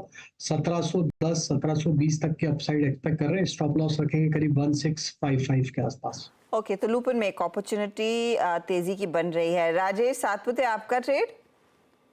अर्षदा जी देखिए, मेरी नज़र आईटी पे है और आईटी में से मैं टीसीएस को ही लेके जाऊंगा। मुझे लगता है टीसीएस में एक अच्छा आप कह सकते हैं कि प्राइस एंड वॉल्यूम मोमेंटम यहाँ पे मिला है और एक रेंज है, और ये रेंज पे जो रेजिस्टेंस था वो 3880 से लेके 3900 का था, और आज पहली बार ऐसे हो रहा है कि इस रेंज के ऊपर टीसीएस क्लोज हो रहा है। So TCS is a buy. Stop loss 3900 का ब्रेकआउट ध्यान में रखते हुए हम लोग एटलीस्ट 30 पॉइंट का रखेंगे। So 3870 will be our stop loss, और मेरे हिसाब से इसका कल का टारगेट होना चाहिए 3980 से लेके 4000। ओके, तो ये फिलहाल आपके लिए एक अपॉर्चुनिटी टीसीएस में। शिल्पा जी, आप क्या पिक करेंगे? हर्षदा जी, मैं कोरोमंडल के साथ ही रहूँगी। यहाँ पे ज़्यादा मुझे और अपॉर्चुनिटीज़ नहीं दिख रहा है, और यहाँ पे मुझे लगता है स्टॉक काफ़ी अच्छे से होल्ड कर रहा है। ये कल तक मुझे लगता है 1250 1260 तक आपको एक बार देखना चाहिए। तो कोरोमंडल इंटरनेशनल में एक सॉलिड ट्रेड, और कोरोमंडल के साथ ही दरअसल शिल्पा ने इस कार्यक्रम की शुरुआत भी की थी। गवार जी, आपकी बारी। मुझे लगता है जो स्टॉक पसंद है इस वक्त, वो हमने लास्ट वीक डिस्कस किया, आपने बताया था, वो है जुबिलेंट फूड। 472 पर ट्रेड कर रहा है। स्टॉक होगा करीब 465 का, ₹7 का स्टॉक है। मेरे हिसाब से 490 ये 500 आते दिनों में देख सकते हैं इस पर, लेकिन technical target purely from trading angle 490 रहेगा जुबिलेंट फूड। ओके, अच्छा प्रकाश सर, आज सुबह सुबह मैं उनसे बात कर रहा था M&M पे, जरा M&M लेके आइएगा। प्रकाश सर, ये ऑल टाइम हाई ट्रैजेक्टरी पे क्लोज हो रहा है। अच्छा, ये गाड़ी पे दिलाया है क्या आपका, जो नया लॉन्च था इनका? आई मीन प्राइसिंग बड़ी एग्रेसिव रखी है 7.5 लाख की रेंज में। क्या नाम है इसका? XUV 3XO दिलाया क्या आपका इस पे? ये मैं कल देख कर आया। छोटी गाड़ी भी अच्छी है। बंद था लेबर डे के दिन, तो कल देख कर आया। मैंने टेस्ट ड्राइव लिया, मुझे गाड़ी बहुत पसंद आई, और मैंने प्री बुक भी कर लिया है। 15 तारीख को बुकिंग शुरू हो रहा है। मुझे गाड़ी पसंद है, बहुत अच्छी लगती है मुझे। तो मेरे ख्याल से चेंज फॉर्च्यून। थार 2 सीटर को रखेंगे या उसको निकाल देंगे? थार में और जगह में बस कम है। थार में एक ही दिक्कत है, गाड़ी बहुत ही अच्छी है, लेकिन दरवाजे 2 हैं। तो दोस्त बैठते हैं तो दिक्कत होती है। इसमें दरवाजे 4, ये एक एडवांटेज है। मैं भुक्तभोगी हूँ उसका, ठीक है ना। और हर्षदा, और मुझे कितनी सीट चेंज करनी पड़ी थी, है ना हर्षदा? याद है आपको? हर्षदा, मेरे को तो बड़ा मजा आया था वीरू, कि 15 अगस्त को वो थार यस, बट वो उतरते चढ़ते कई बार सीट चेंज करनी पड़ती। 15 अगस्त को सर वो 5 डोर आ रही है प्रकाश सर, तो उसका भी इंतजार कीजिए। 15 अगस्त को 5 डोर आ रही है। नहीं, उतनी जगह मेरे पास जगह नहीं है पार्क करने की, वो थोड़ी लंबी हो जाएगी। ये 4990 है और वो 5499। ठीक है, चलिए कोई बात नहीं। वीरू, वैसे ये ना हमने चर्चा पिछले हफ्ते वीकेंड तक पूरी निपटा ली पूरी, और गावा साहब क्या निकालेंगे उसका भी अंदाजा हमें लग गया है, बट फाइनल परमिशन तो कोई और देगा, उसका इंतजार रहेगा। ठीक है, चलिए इस बीच बैन का अपडेट। पर अच्छी बात है, हाँ, पर अच्छी बात यह है कि महिंद्रा का जो पोर्टफोलियो है ना हर्षदा, छोटी गाड़ियों में, मिड साइज गाड़ियों में एटलीस्ट इससे बढ़ा प्रेजेंस बढ़ी, दैट्स गुड। आई थिंक अभी तक इस सेगमेंट में उनकी बहुत स्ट्रॉन्ग प्रेजेंस नहीं थी। एक्सयूवी में आई मीन 2000 सीसी में उनकी प्रेजेंस काफ़ी अच्छी खासी है विद एक्सयूवी 500, 700 और स्कॉर्पियो एन। इस सेगमेंट में इनकी पकड़ बढ़ेगी। हर्षदा, बताइए। जी हाँ, चलिए अब बैन का अपडेट ले लेते हैं। यहाँ पर क्या ट्रेड बैन में जा सकता है, तो ये फिलहाल आपकी स्क्रीन पर है। सेल की बारी आ रही है एक बार फिर से। 99% की पोजीशंस यहाँ पर आ चुकी है। जी एंटरटेनमेंट भी 96% तक की पोजीशंस हो चुकी है, और PNB यहाँ पर हमने देखा आज कुछ वीकनेस थी, 94% तक की मार्केट वाइड पोजीशन आ चुकी है। तो ये फिलहाल आपके लिए स्थिति। अच्छा, फटाफट से एक चीज़ मैं आपको और पॉइंट आउट करना चाहती हूँ। GHCL नंबर्स आ गए हैं। GHCL के केस में 50% ड्रॉप है प्रॉफिटेबिलिटी में, और ये थोड़ा सा निराशाजनक है। आपको याद होगा जब हम आई थिंक प्रोड्यूसर साहब याद दिलाइएगा, आई थिंक जब हम टाटा केमिकल्स की बात कर रहे थे और वहां पर सोडा ऐश की कीमतों में जो डिप था, तब जीएचसीएल भी मेंशन किया गया था कि अगर टाटा केमिकल का हाल खराब है तो जीएचसीएल के केस में भी प्रॉफिट में दबाव देखने को मिलेगा। प्रॉफिट 50% घटा है, रेवेन्यू में 26% तक का दबाव देखने को मिला है। ये क्वार्टर इस कंपनी के लिए अच्छा नहीं हुआ, जो टाटा केमिकल्स ने किया वैसा ही जीएचसीएल का हाल है। एबिटा लेवल पर आप देखेंगे तो 47% तक का डिप और मार्जिन्स भी 31% के सिर्फ 22% रह गए हैं। ये फिलहाल आपके लिए कमजोर नंबर्स। मानस, कल के लिए वीकनेस जारी रह सकती है? तो देखिए, अगर हम जीएससीएल की बात करें तो बिल्कुल जारी रह सकती है, क्योंकि अब स्टॉक अपने 20-डे मूविंग एवरेज के नीचे फिसला है। एक सपोर्ट है 490 के आसपास, बट मेरा समझना है कि क्योंकि पैटर्न नेगेटिव है तो आप उम्मीद कर सकते हैं कि 490 को ब्रेक करके 473 की तरफ स्टॉक जाने की कोशिश करेगा।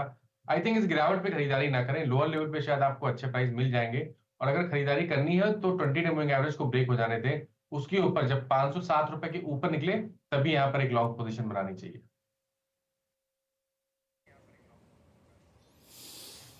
ओके, जीएचसीएल, इस बीच जरा एक बार ब्रेथ लेके आइएगा, ब्रेथ इन डेरिवेटिव्स कैसी है, और उसको देखते हुए हर्षदा के पास चलेंगे। और ब्रेथ इन डेरिवेटिव्स मतलब लॉन्ग शॉर्ट, लॉन्ग अनवाइंडिंग और शॉर्ट कवरिंग के जो आंकड़े हैं वो क्या कह रहे हैं आपकी स्क्रीन पे आएंगे। आज प्राइस डैमेज तो था, लेकिन बहुत एक रेस्ट्रिक्टेड फॉल था। बैंक निफ्टी करीब 29 अंक नीचे, and same is the case with Nifty. Long 43, 13 में शॉर्ट कवरिंग, 90 में शॉर्ट ने ग्रिप ली है, no doubt about that.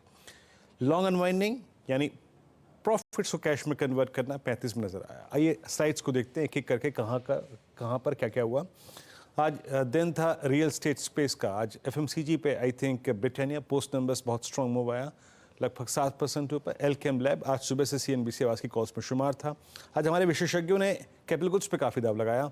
Good properties, मानस का अभी भी conviction call, Deepak Nitrite, Kotak Mahindra Bank, ABB, Colgate, इन सभी काउंटर से बाय कॉल थी। आज शॉर्ट कवरिंग यहाँ पर नजर आई।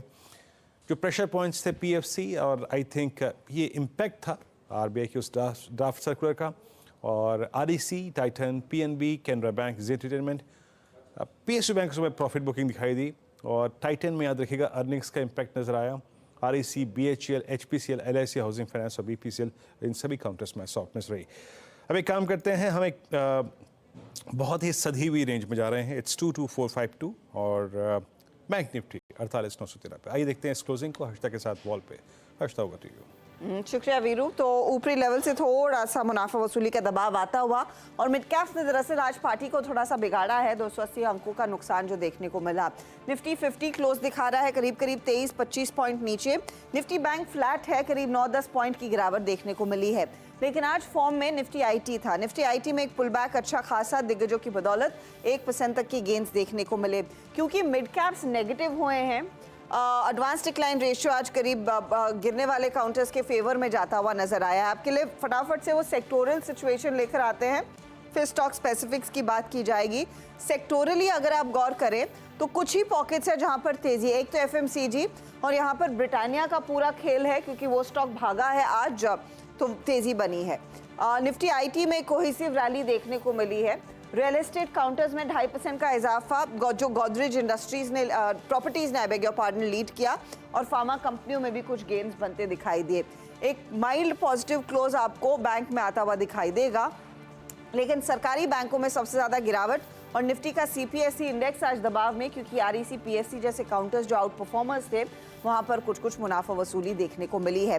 कैपिटल गुड्स में एक और सत्र वीकनेस का। एलएनटी लगातार दूसरे दिन नेगेटिव टेरिटरी में जाकर क्लोज हो रहा है।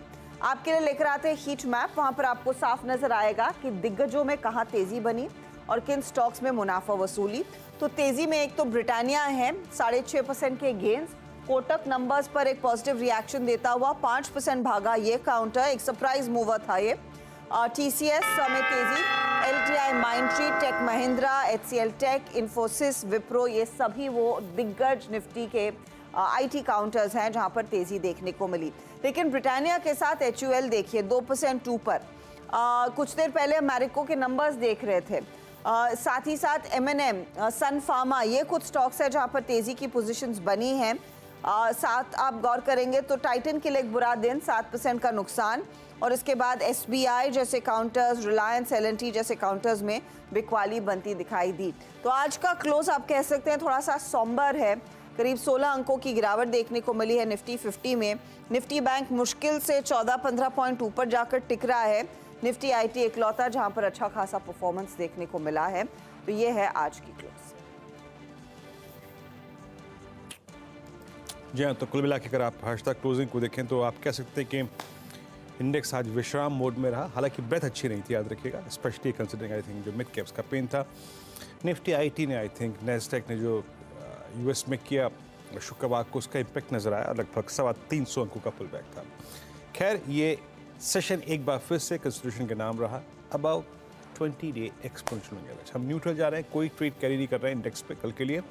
कल फिर आपसे मुलाकात होगी हर्षता, पेरी, आशीष, नीरज जी और अनुज की सुबह सुबह पहले मॉर्निंग कॉल में, उसके बाद 8 बजे मुनाफे की तैयारी। तब तक के लिए